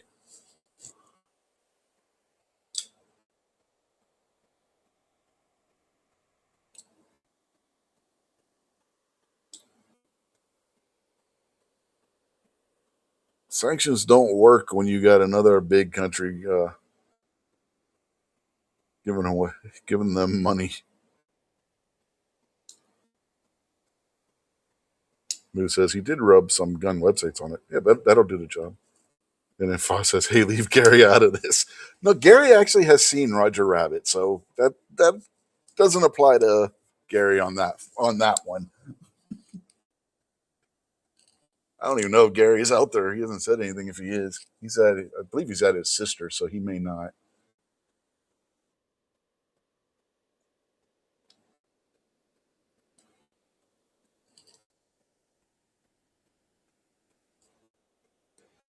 Packrat says Cuba is next. Yeah.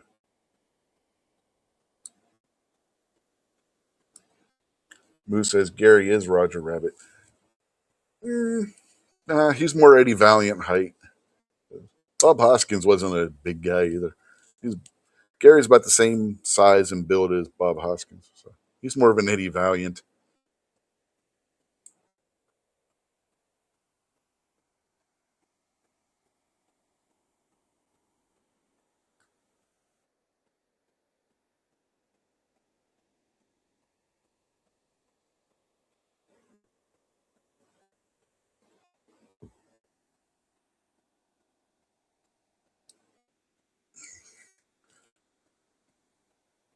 Uh, no, I don't think Gary's a Jessica Rabbit. No, no, definitely not a Jessica. He's definitely not a Jessica Rabbit. Mm-mm.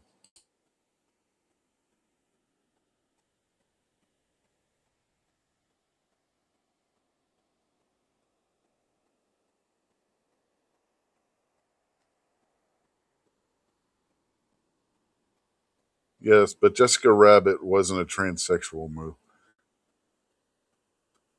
There's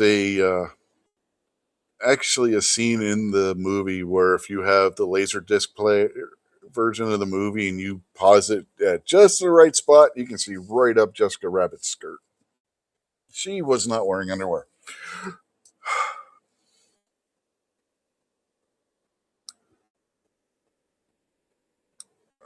Denny says, seems like Cuba wants to talk. 90 days without oil and a month without power is killing them.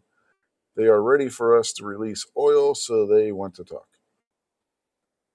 Ozzy says that Cuba is in bad shape right now without a Venezuela. Yes, Venezuela was definitely supplying them with oil.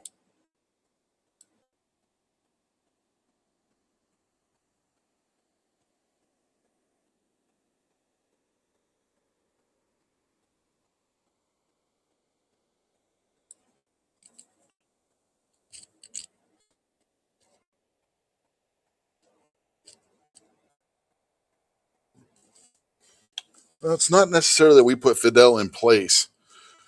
Where we screwed up was that Fidel came to us first for aid and he was turned down.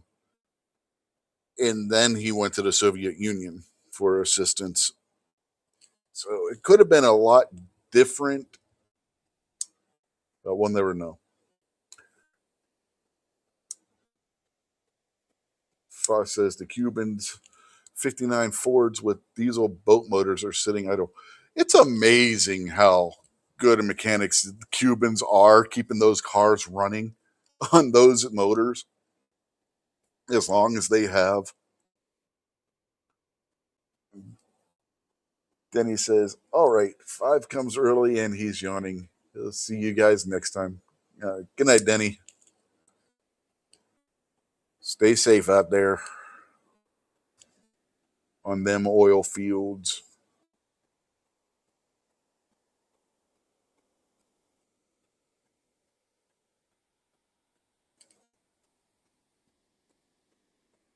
The Cubans are definite proof of the expression that necessity is the mother of invention. They took a car that wasn't designed to run on a boat motor and damn well made it run on a boat motor.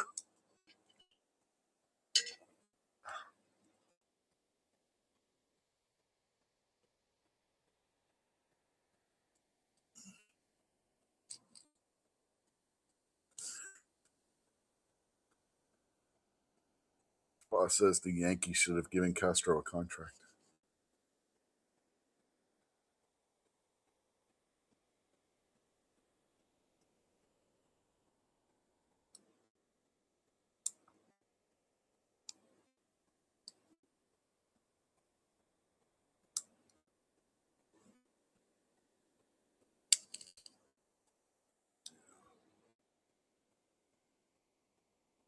What else? What else we got? Trying to remember. There was something else, and damn it if I can remember what it was now.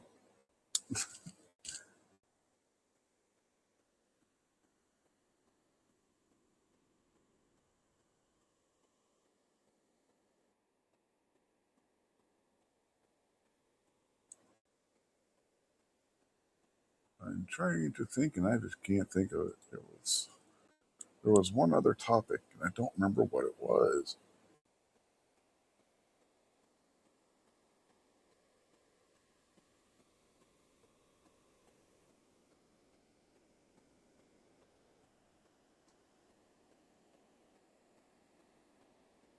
And while we're talking about the Iranians, they executed a 19-year-old who was a member of their wrestling team for protesting.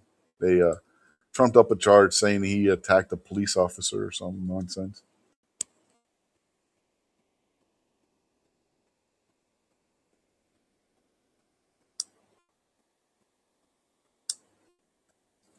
Vulcan Rumble says the Cubans have an advantage. They do not have bad TV like we have here. The only thing they are missing is soccer games, and they can play them year round in person. When they're not having to fix their 1959 Fords with motor from a diesel engine from a boat, or the diesel outboard engine. I've seen some of them have those too. Little itty bitty engines. I forget who it was went over to Cuba years ago and was uh, talking to the guys about their cars and got this big 1950s Ford, and he asked the Cuban what they got under the hood. Was it a 305 or 302 or 351, whatever? Whatever other Ford engine there was. I forget what all the V8 ones were, but he listed off a bunch of engines. The guy's like, no, pops the hood on the thing. He's like, it's a boat engine. It's a diesel boat engine. Like, you guys are running these cars off these little boat engines? He's like, yeah. How fast do you go? And he's like, 20, 30 kilometers an hour. Cuba's not that big of an island, so I guess it works for them. Moo's asking if we discussed the pistol brace issue.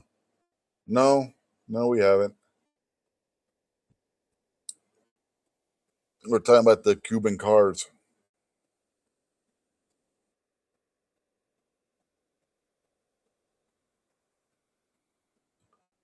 Pack Rat says the Iranians said they were going to execute the women's soccer team because they had lost to the U.S. Yeah. A lot of the Iranian women's soccer team have applied for asylum in other countries because of the threat that the Iranian government made. The Foss says, no, they go 20 knots. Only in the water.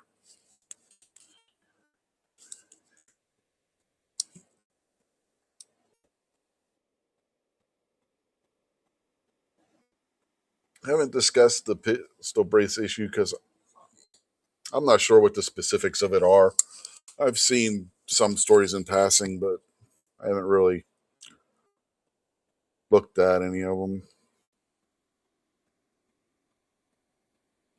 And Moose says, Don Knotts? No, not Don Knotts.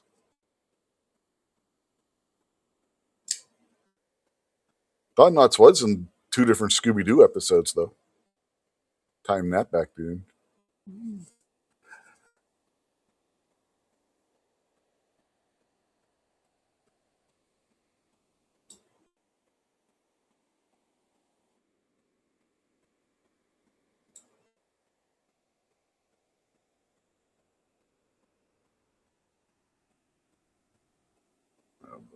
From what I did manage to catch of the pistol brace issue, basically, even though the rule was thrown out, you got some ATF agents saying that they can still enforce the issue about shouldering pistol bracers, some nonsense. That's about all I caught of that. So I don't know the particulars.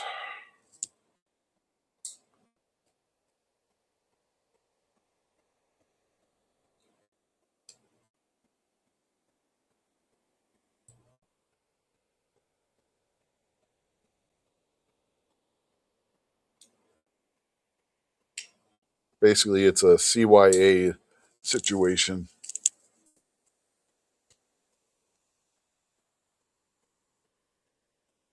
Packrat said, the funny thing is, Don Knotts was in the Navy.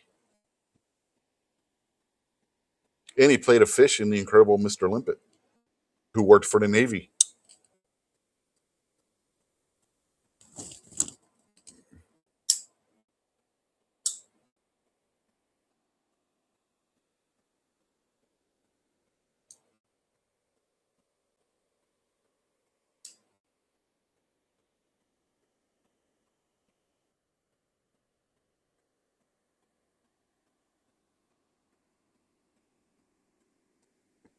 Rob D, New York Outcast, just showed up in the YouTube chat. You're late, Rob. We've been already been gone for almost 2 hours, man. Where the heck? Where you been? Scott's been running long or something?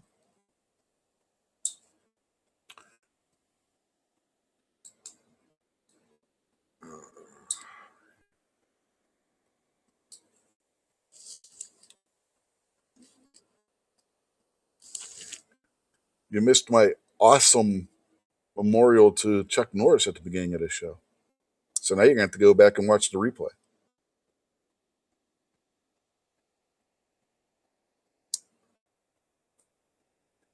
Yes, the Incredible Mr. Limpet. No. Oh, you just got done working? It was hot enough today. I don't know how hot it got up in your neck of the woods. We almost hit 90 today. He says he's about to work on a sandwich or two. Hot dog sandwich? We were talking about those earlier, too.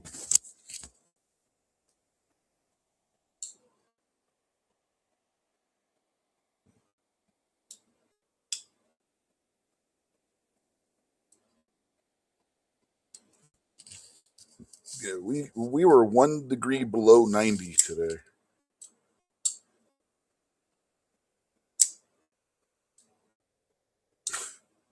Foss says, I fought ninjas in it. No, I did not fight any. My name is not Chuck Norris. I did not fight ninjas in an octagon. I did watch Chuck Norris fight ninjas in an octagon. You know, in a movie called The Octagon.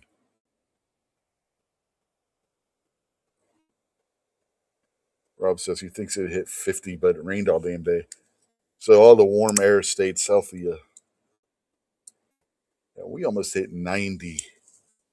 It's like, oh, be quiet, cat.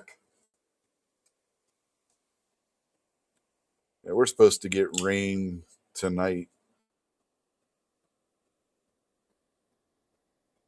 Lou says it was sunny and 50 in Michigan today.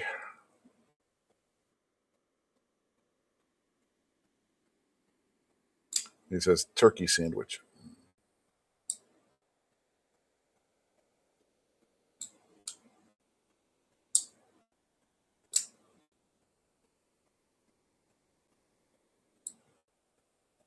Hey, you better watch taking Jesus' name in vain like that move. You got Chuck Norris taking him now. He's going to come down here and kick your ass. Or he'll send Chuck Norris down to kick your ass. Watch doing that now. Yeah. Too soon? I don't know. Packrat said when he was in the Air Force, he studied Tang So Do.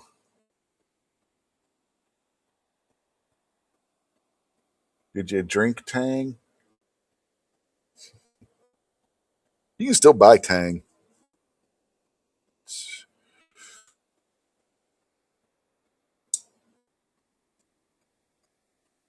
Tastes just like it used to.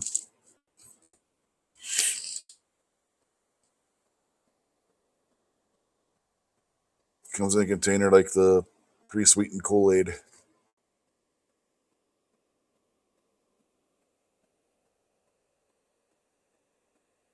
Who says he'll allow it? He was able to grill properly with charcoal and apple wood. Mm-hmm. What did you grill?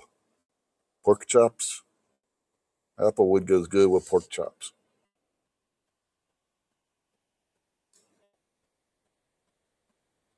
Especially apple stuffed pork chops. Get the butterfly cut pork chops, put apple pie filling in there, and grill them with some apple wood chips and charcoal and apple wood. Ooh, now you're eating. Rob says tang is kind of slimy, but okay now and then.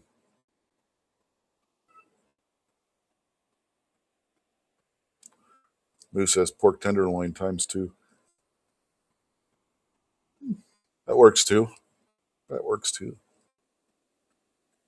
Cut those tenderloins down into boneless chops and butterfly them next time. Put some apple in there. Cook them that way. Yummy. Foss says Chuck Norris was never a Patriot. He played for KSU. And Moo says, yep, applewood goes great with pork.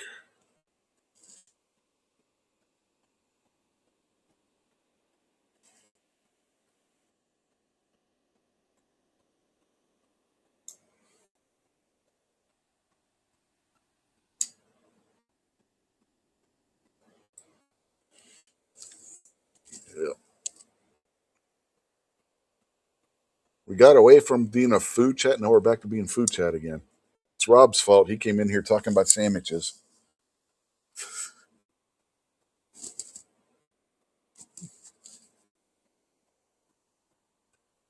Speaking of Rob, he said, damn, that sounds good, Moo.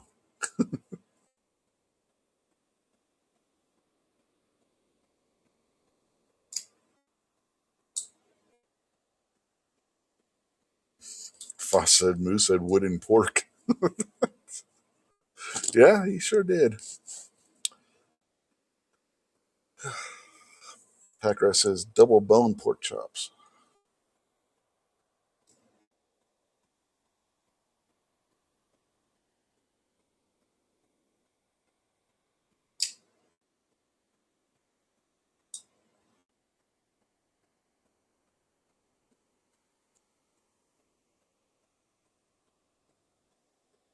There's Boomstick. Not the 3-foot hot dogs at Texas Stadium, but it's Boomstick.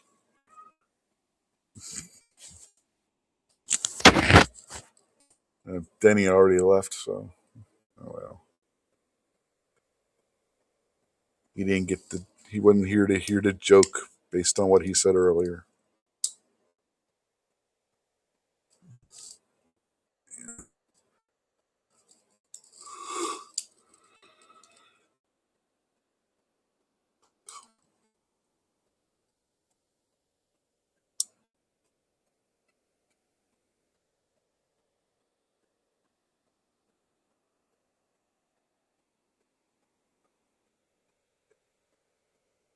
We're back up to 9 people on YouTube.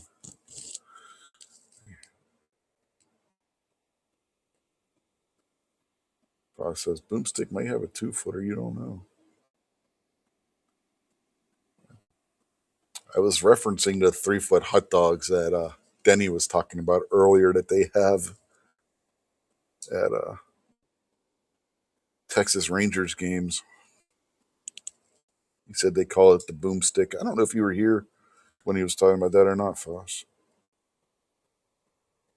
I don't remember when you came in.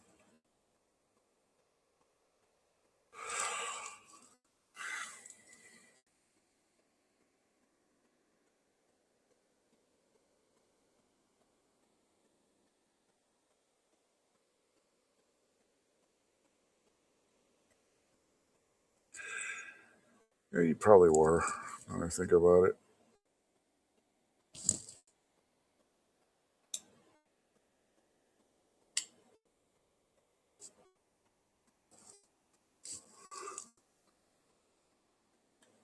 Oh, I'm starting to get tired. I didn't sleep well last night.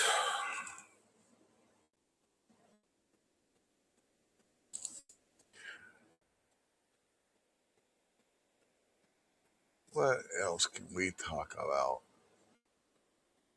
I don't know.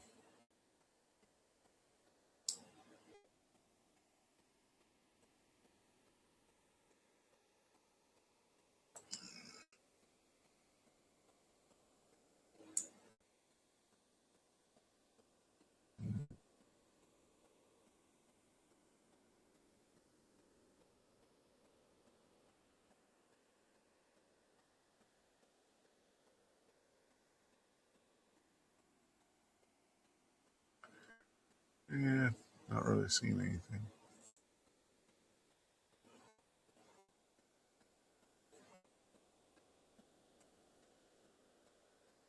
Just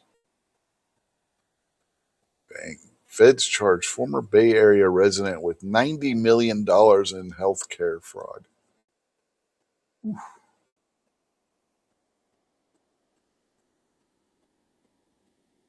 illegal alien from Azerbaijan stole more than $90 million by filing false claims for medical equipment.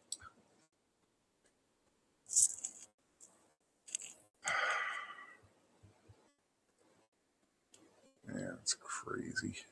That is crazy.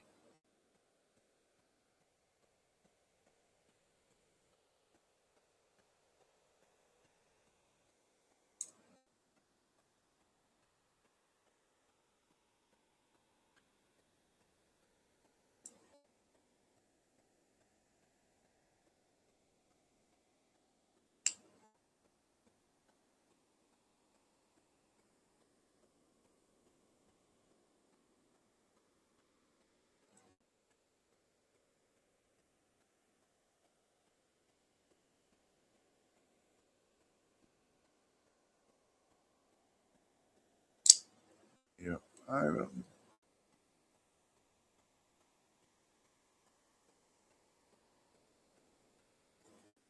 So, yeah.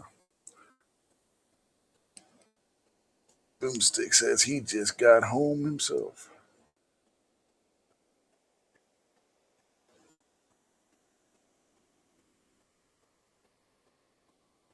Foss says he was somewhere at the time. Who knows where? Talking about when I was talking about him, whether he was here or not for the 3 foot hot dog chat.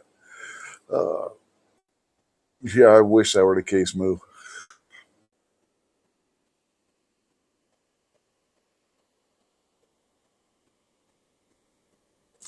That was not the case. That was not the case. I probably wouldn't be able to walk this morning if it were my knees. Yeah. The worst is when you have that crazy leg cramp. No, the worst is when you get the freaking toe cramps and it feels like your toes are all twisted up. Oh my God, is that painful?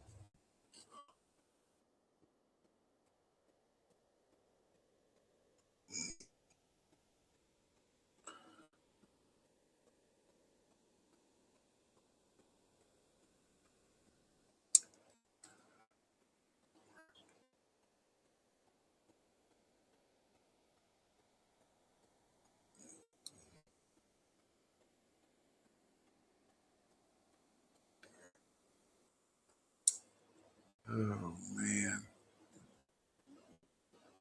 Let's see. Any headlines on my homepage? Look interesting.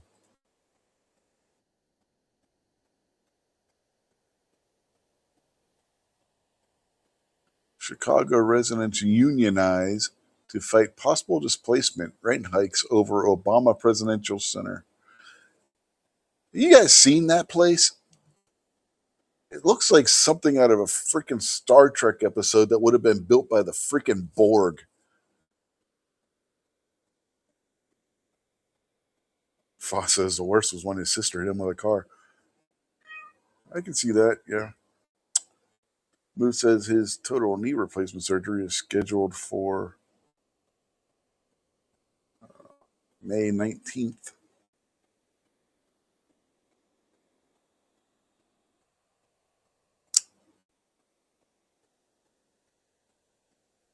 And Moo's asking, did she throw it like the Hulk at the imposter? No, like the She-Hulk. And Rob says, hopefully all goes well, Moo. Yes, hopefully all goes well with that, Moo.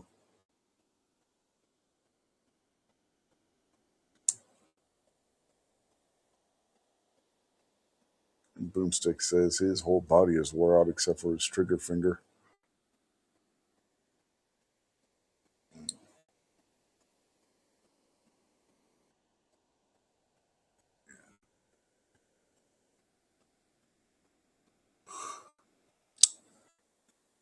Yeah.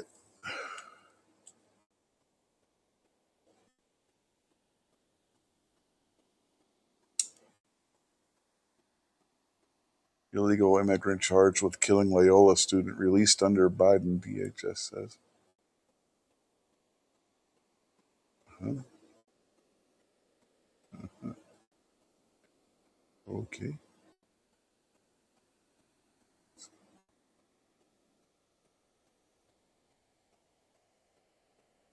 California sheriff seizes more than 500,000 ballots to determine 2025 election integrity. Yep, read a story about that one.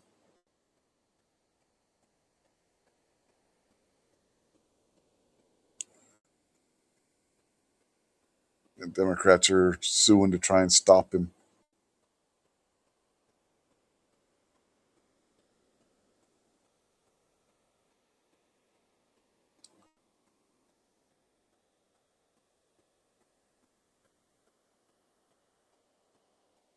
Ohio teacher 28 pleads guilty to sexual conduct with a 15-year-old student.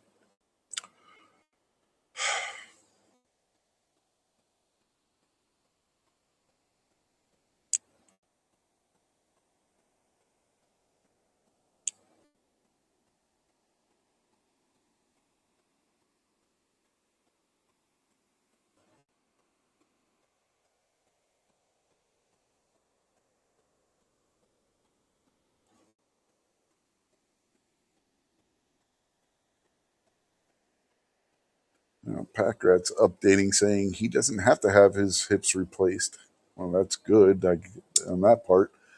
But his back is the issue now, according to the sports medicine clinic. They also found a chunk metal in him that have no idea how it got there. Well, that's always special. Foss does the sheriff have the authority to seize ballots? He's doing it as a criminal investigation. So we shall see how that goes. He's doing it as a criminal investigation and counting all the ballots to see if anybody needs to be indicted for election law violations. Basically, he's evidence gathering.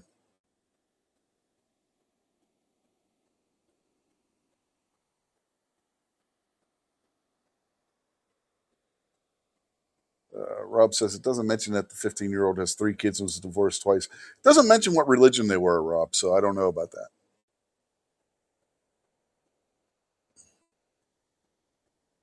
2 Live Moo, when he had back surgery, they had to give him 2 doses of anti-freakout meds, a whole bucket of Versed. Yeah, there's barbecue. He said he tried jumping in but couldn't. Yeah, I'm guessing that Rumble is still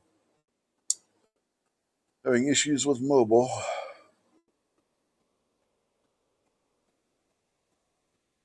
They did make the studio better. I'll give them that much in the beta version.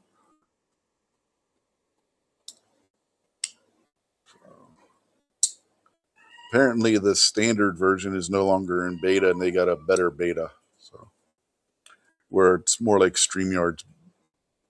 So, ow. Moose says barbecue should never try to jump.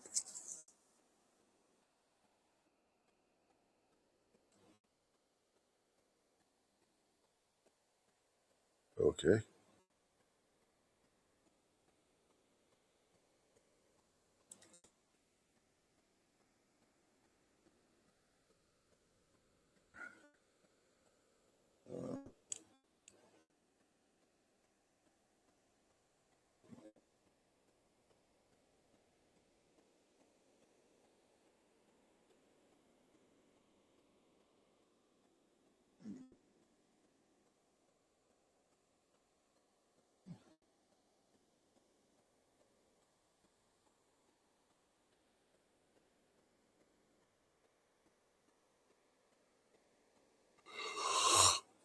Oh, damn it.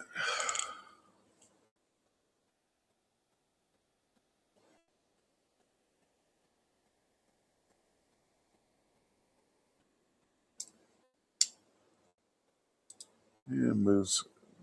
Not move. Barbecue says Mike Strike's Dungeon was better than this Rumble BS. Oh, the new Rumble Studio is good. They just got to get their act together when it comes to mobile.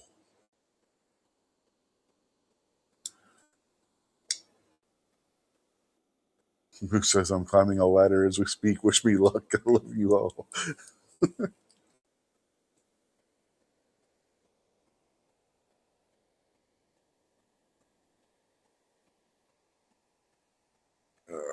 Boomstick says that when he goes through a metal detector, he always set off the alarm. Something is in where his appendix was removed. Thinks he may have a lawsuit against the hospital. Uh,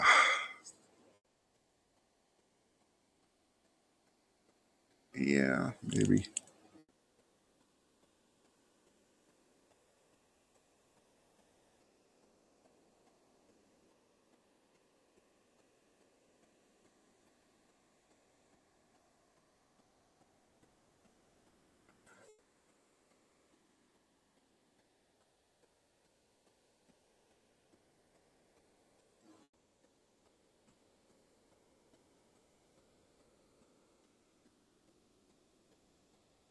You're not seeing anything else interesting. So, yeah.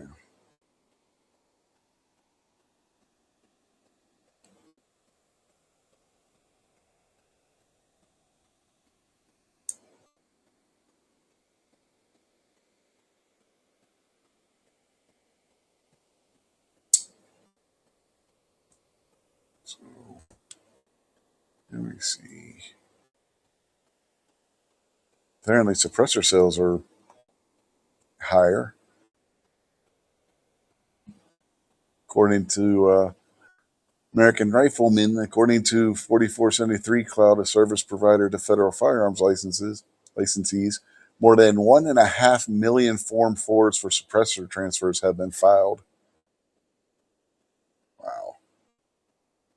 That's a big jump in people buying suppressors.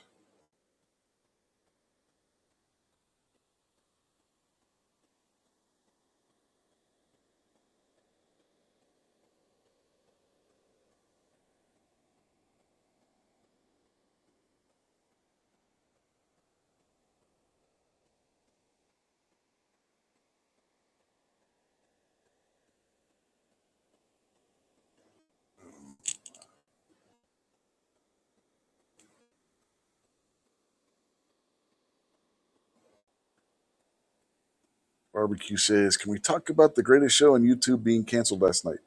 You're late. We already did. That was already mentioned about how Foss isn't going to be doing live streams anymore.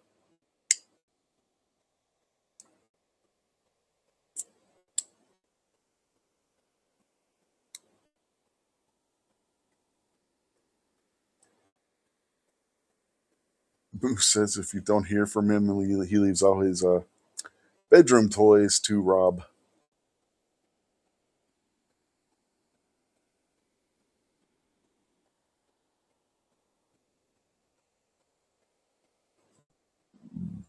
And Rob says, "Hell yeah, please." Uh, they're heavily used, Rob. I don't know if you want them. Used and abused.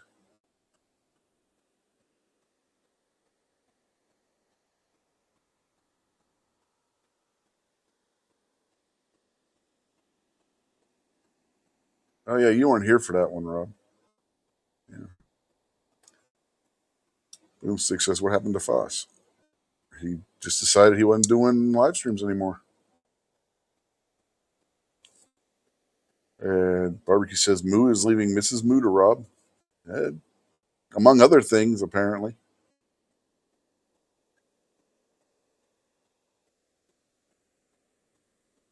I don't know how Rob's lady's going to handle that one, but you know.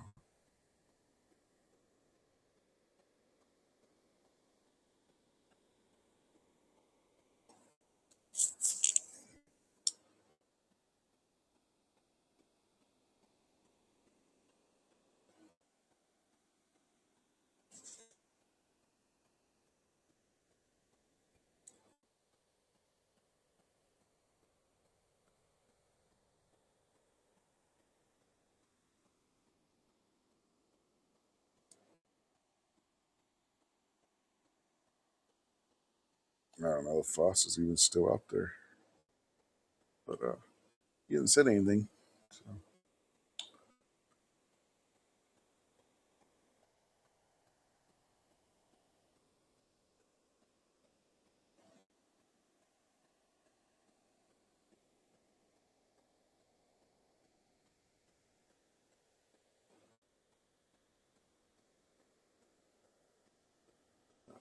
Barbecue says, no, Moo is Mrs.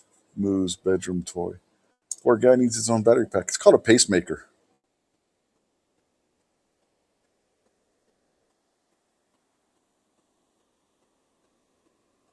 Moo says she has spoken to Rob on the phone. He had to run the phone over to prevent further conversations. But you don't know about the burner phone that she has.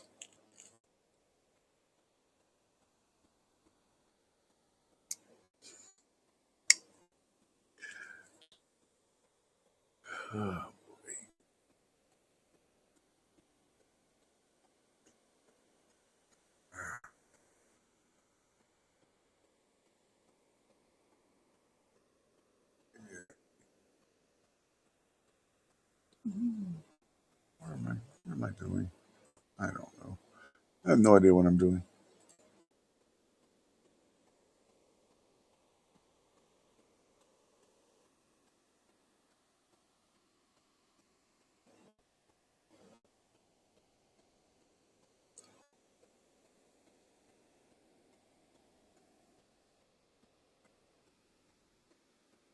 Oh, did you see where Mom Donnie's wife continues to be a thorn in his backside? Apparently, she had made posts years ago, which led to her deleting her X account against gays, Jews, and blacks that are so bad that you can be banned for quoting her.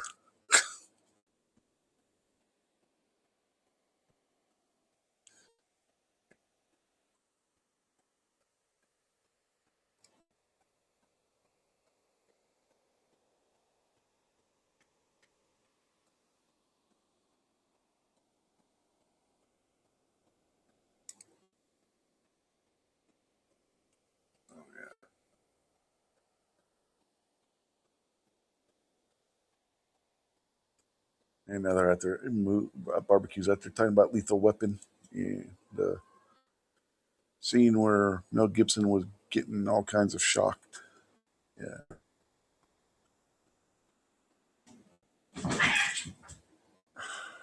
damn cats.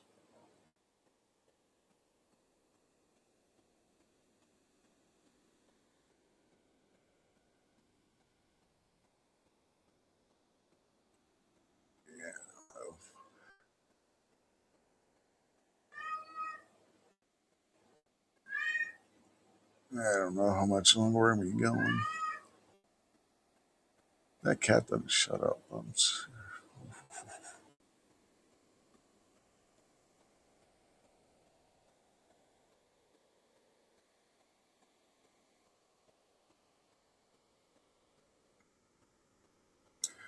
Yeah,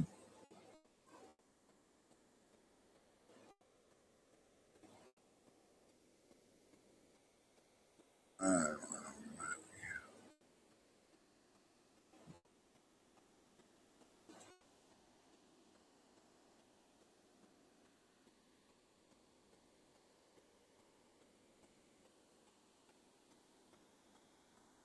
William Shatner's 95 years old, by the way, folks. 95 years old. Captain Kirk's still going.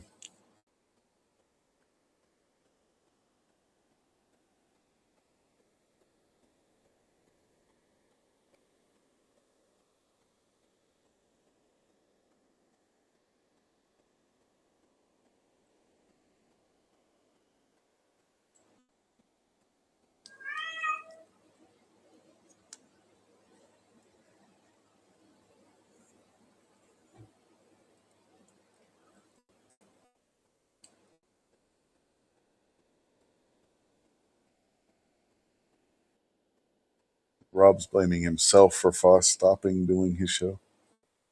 He says he started the M show but didn't get to finish it. That's why he's quitting. Boomstick wants to know if Foss is quitting his live streams. That's great. Now what's he going to watch on Saturday late nights when his enlarged prostate wakes him up for a trip to the bathroom? I don't know, man. You're on your own now, I guess.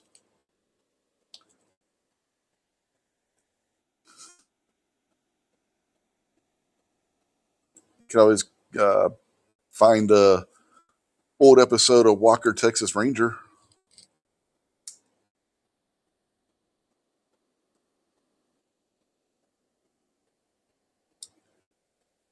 Pack Rat's asking who's in that, Captain Kirk or Clint? I don't know. They're both up there.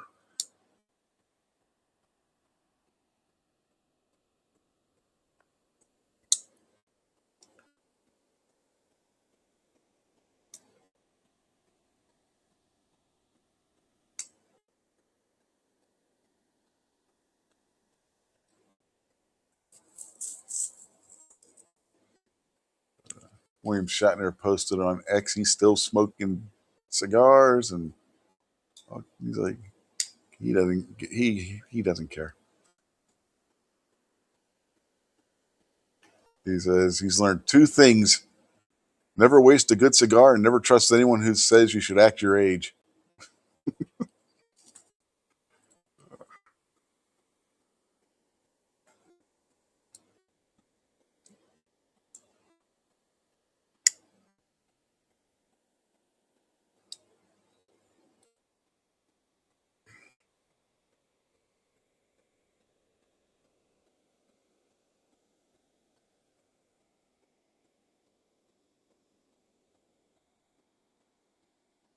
William Shatner is like one of the only surviving Star Trek cast members that hasn't voiced his Star Trek character in Star Trek Online.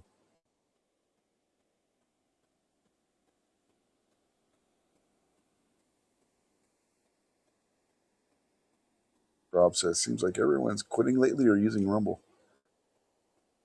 I'm just using the Rumble Studio, which automatically broadcasts the Rumble. Packrat said, did you hear Willie had to quit smoking weed?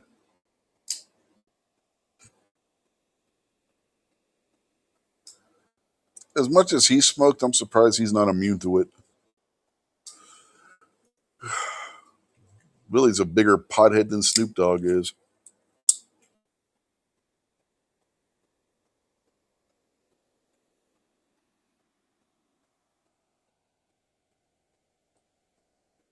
For those of you who don't know, talking about Willie Nelson.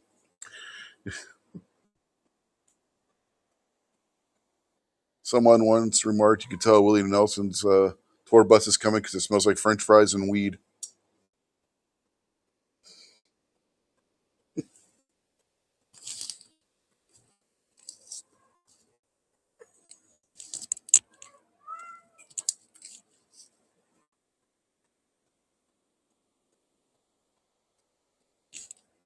Rob says he'd join if he didn't need to download another app and volunteer information. Don't really need to volunteer much.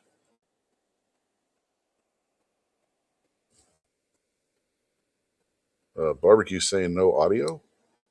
I don't know. Anybody else not getting audio? Who says Willie on the White House roof blazing up?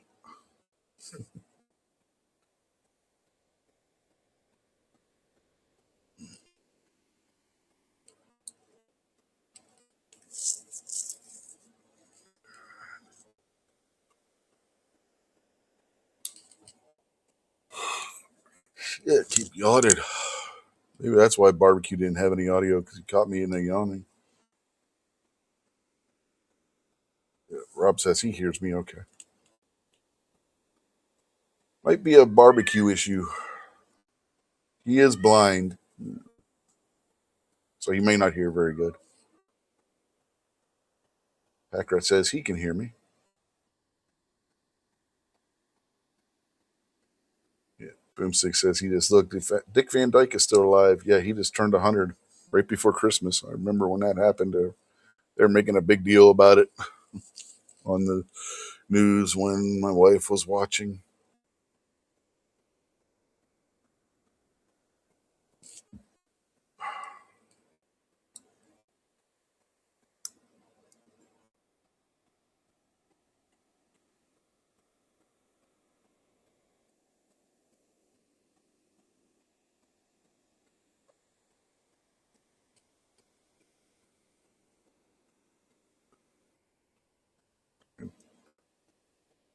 What else we got this week?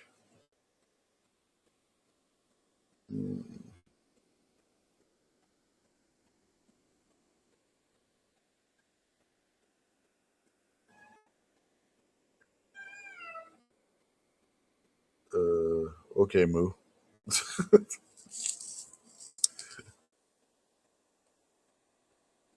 And I don't know if Rumble needs that kind of information volunteered. I don't think they're trying to clone anybody.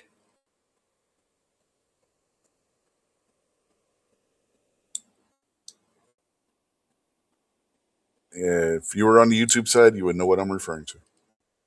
I'm not repeating Moo's quote comment that time. I mean, it's not that bad. I just don't feel like repeating it.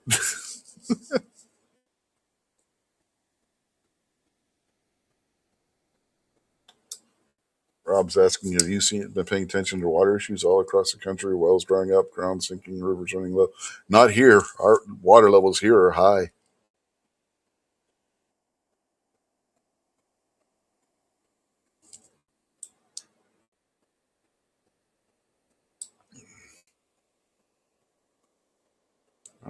Yep, water levels here are still running high from when all that snow melted. There's still snow on the freaking ground. 89 degrees today, and there's still places that have little patches of snow from weeks ago on the ground still. That's one issue we don't have right now is water levels.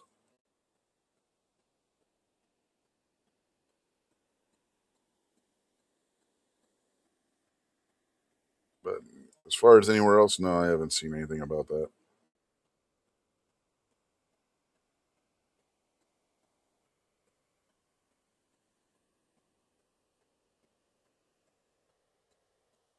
I'm trying to figure out what all the reviewers are gonna talk about now that Starfleet Academy finished its season last week.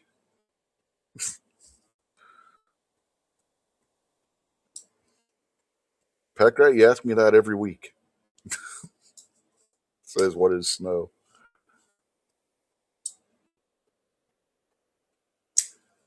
Moose says that I live in the Matrix. Yeah.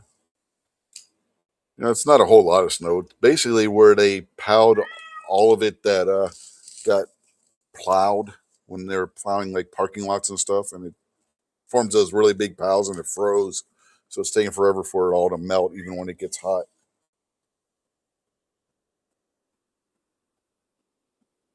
Rob says the next big war could be about water. Lots of places are struggling around the world. Great. Rob thinks we're going to turn into Dune.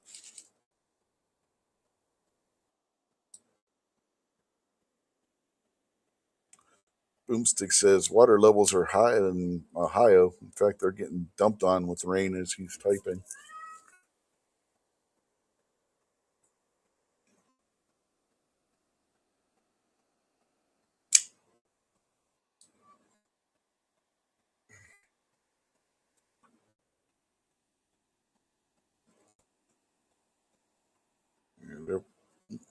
The one supermarket parking lot had a wall of snow that they plowed that was like 8 feet high, and that all froze. So it's taking forever for that to melt.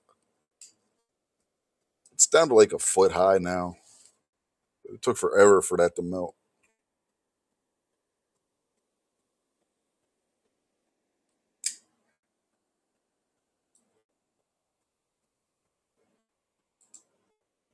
Went from being an 8 foot pile of snow to a 8 foot wall of ice.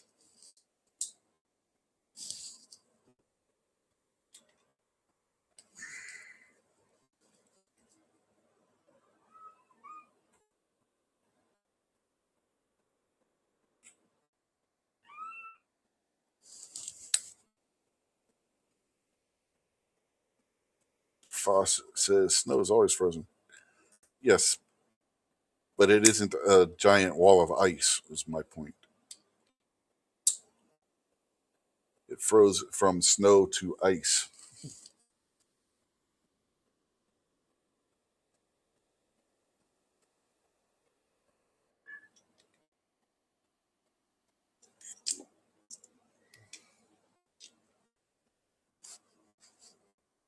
Cats are acting stupid.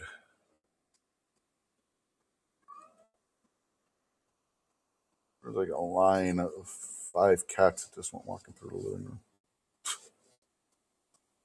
Stupid animals.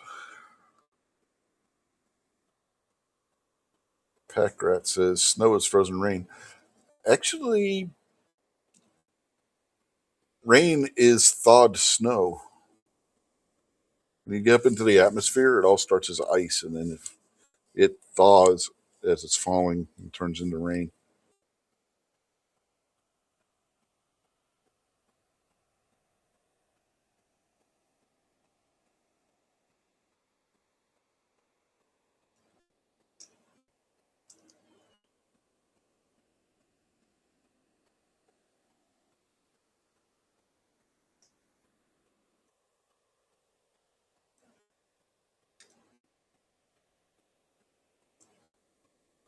Freezing rain is rain that refroze.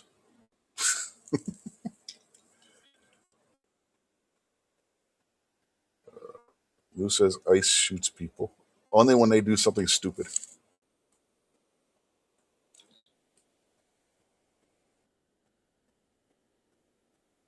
Like try and run them over with their cars.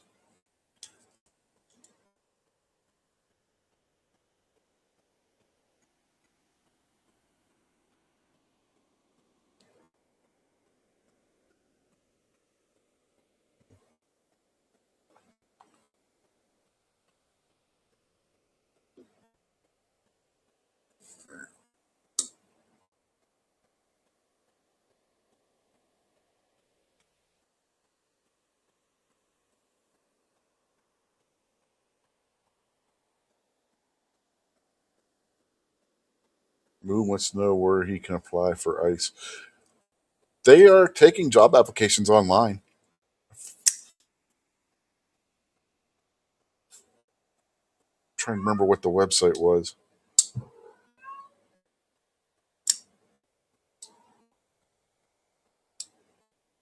It's USA something, if I remember right. I don't remember what. Damn it, I don't remember what the website was. I thought about applying. Thoughts wants to know does ICE yell freeze? Maybe, I don't know. Might depend on the individual agent. Freeze, don't move.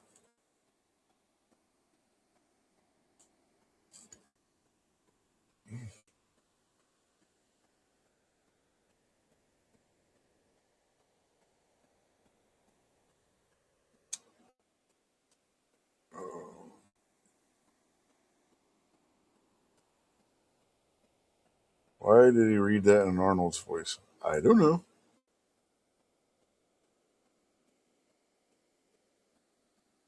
Boomstick said they had a huge pile of snow plowed up at the mall.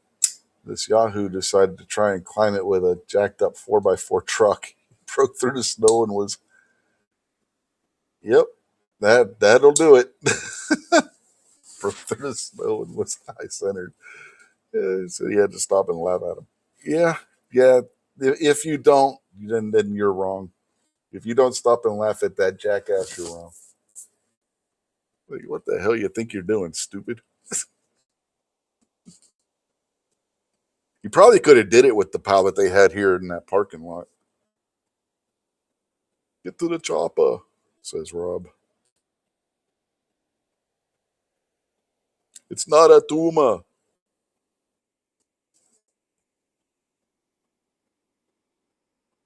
Packard says you have to be a current law enforcement officer to apply for ICE. Nope. They were taking applications for anybody. If you were a student getting your criminal justice degree, if you had your criminal justice degree, if you've worked in private security, if you worked in corrections, anything along those lines, they were taking applications. It wasn't just current law enforcement.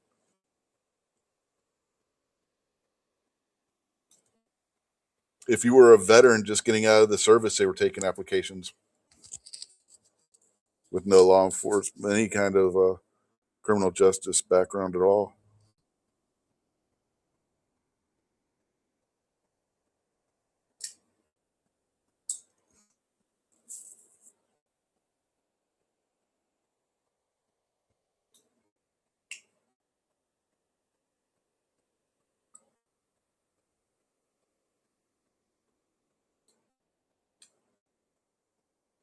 They were really, really pushing to increase their numbers.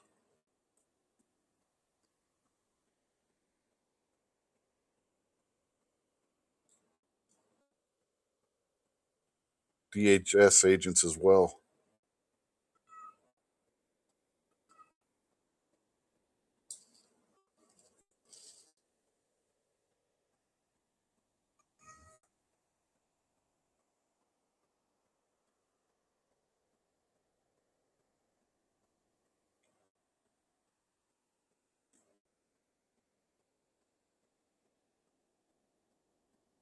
Patriot said that he should apply, but he thinks he's too old. Maybe. Lou says he doesn't own a face mask. They'll supply you with one.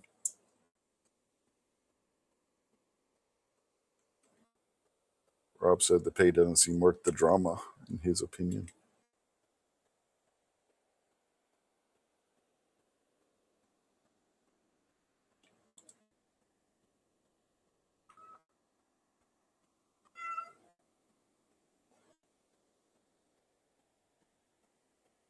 Boomstick says he thought about joining ICE. He was a crosswalk guard back in elementary school.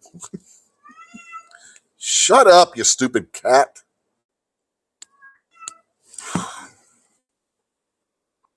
I'm really getting tired of him. Packer said he's 63. Well, you're not at retirement age yet. But yeah, they probably tell you no. Probably tell me no too. They were hiring people over 40. They specifically stated that they were taking people over 40 they didn't give a max age, so who knows?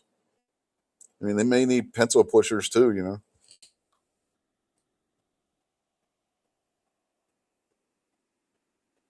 Rob says, plus lots of travel, cheap hotels, and shit food. No, not everybody's having to travel.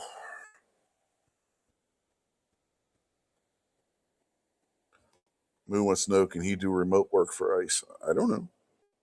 They have all kinds of different jobs they were hiring for, maybe.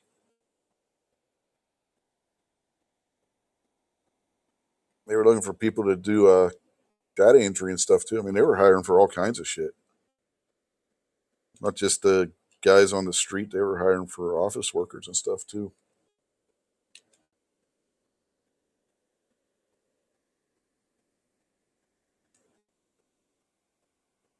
I looked at the website and was like, this was months ago. So I thought about putting an application in, but I didn't.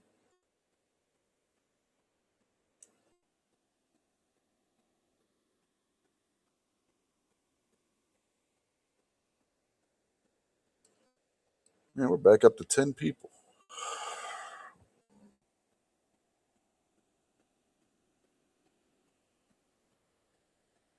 Rob said they prefer not to have you in a local area for safety reasons.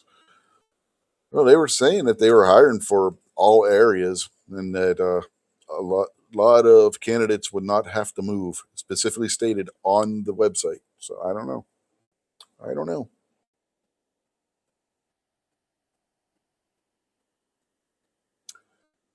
Guess it depends on, like I said, I guess it depends on what job you get.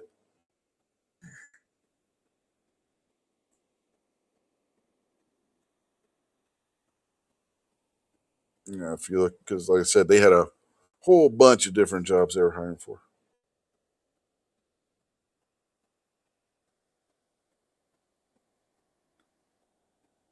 Website Moose said website says 10,000 openings, 50 to 65,000 a year. Yeah. Yeah, they're hiring a whole lot of people.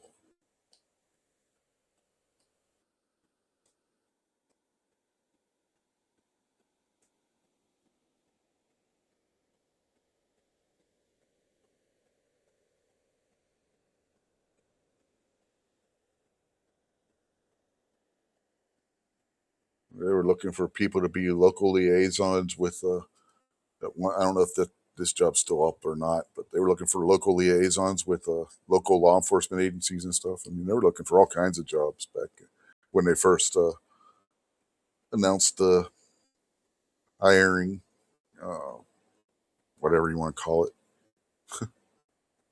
hiring marathon.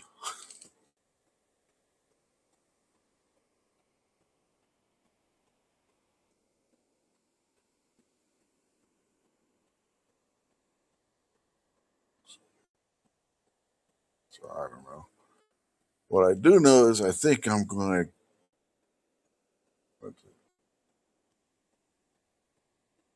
Rob said that's not very much when you consider cost of living. It depends on where you're at.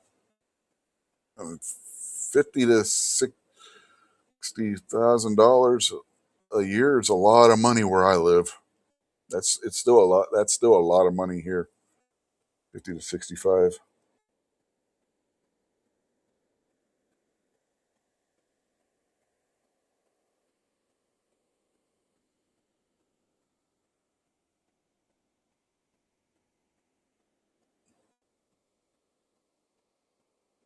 Moo probably has a lesion, Foss. Yeah.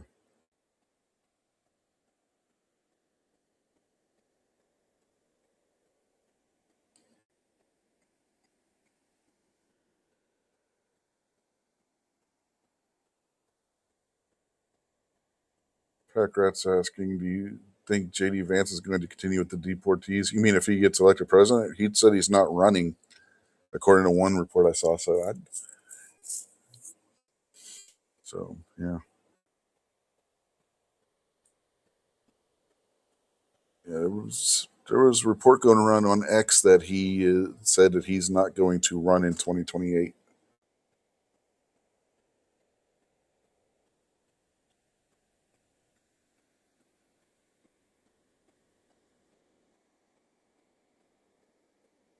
If I had to take a guess, Rubio's probably going to be the nominee.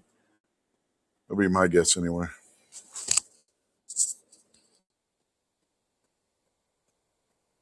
He would be the front runner if Vance isn't running.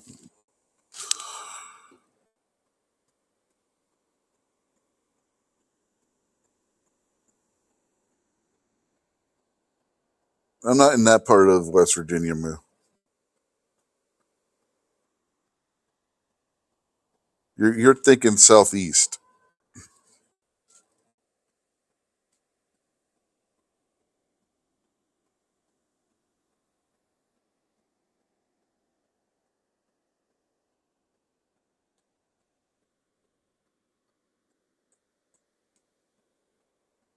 Barbecue says if it's Rubio, then red team loses. I don't know. Depends on who the Democrats are running and who the Democrats are saying they're going to be running.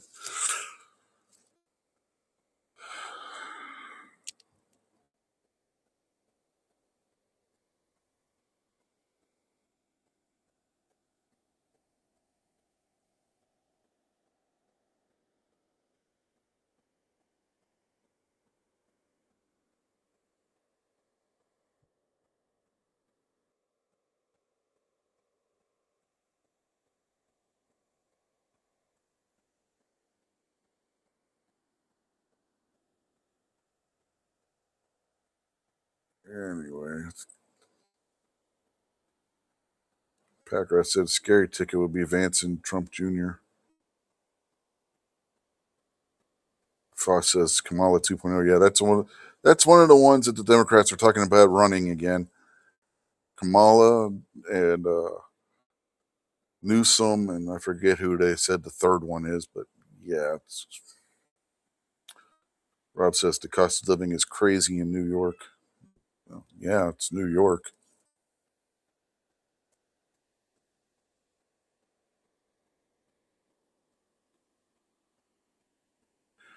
Barbecue saying Dems will have a Shapiro and Newsom ticket. That's not what you're hearing on though from people on their side. I haven't heard anybody talking about Josh Shapiro.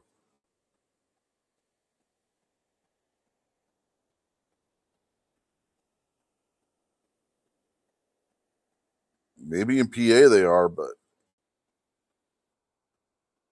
nationally, there's no real talk about him. It's all Newsom and Harris.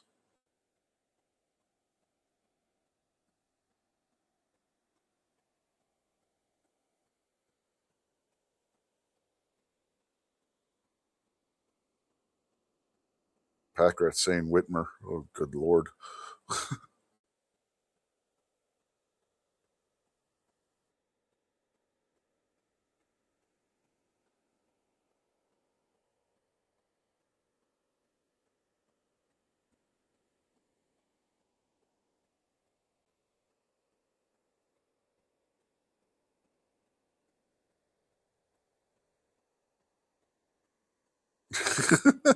Moose says, shut your mouth, Patriot. Shitmer is crazy. Like Newsom isn't?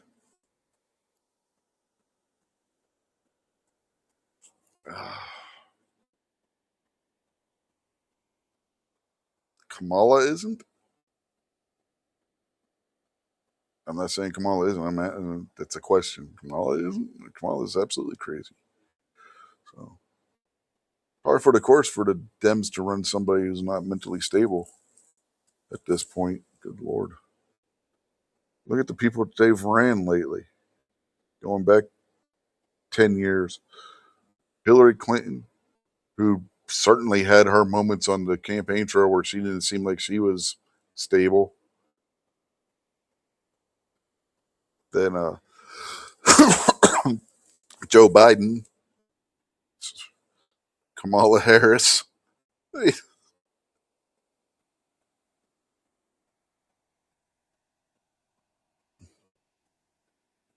Gretchen Whitmer would fit right in with them.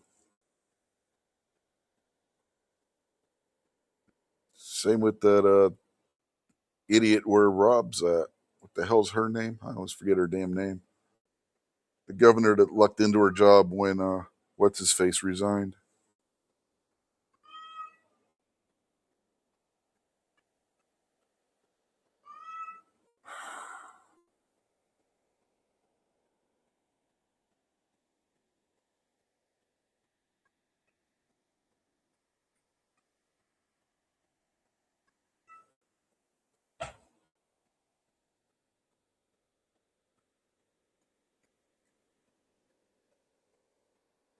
I can't remember her name.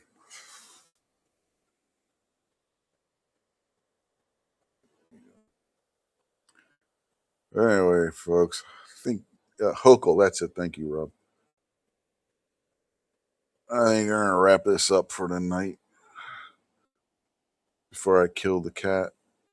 Yeah, something like that. You got the. I got where you were going with that. But yeah, it's Hochul. Yeah, I think you spelt it wrong, but you yeah, got the gist of it. Yeah, that's it. Now you got it right. Okay. Yeah, the one who lucked into her job when what's his face resigned. Damn, I'm terrible with names today. See his face, can't remember his brother, and I can't remember her fucking last name. Anyway, Rob killed a cat earlier. Okay.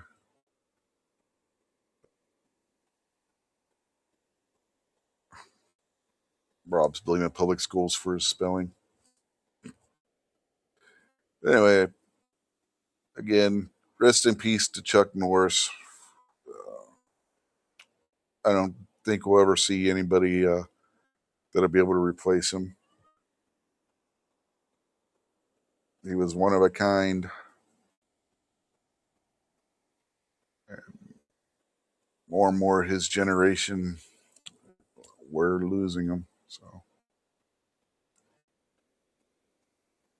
anyway, on that note, we will bid you all a good night. And we will, I don't know, anybody know if Gary's doing his show? I think he is. I think he's got his show posted for tomorrow night. Thought I saw that earlier on YouTube. So we'll see you tomorrow night for Mr. Gizzard Gary's show. If you are not sub to Gizzard Gary on YouTube. Shame on you. You should be.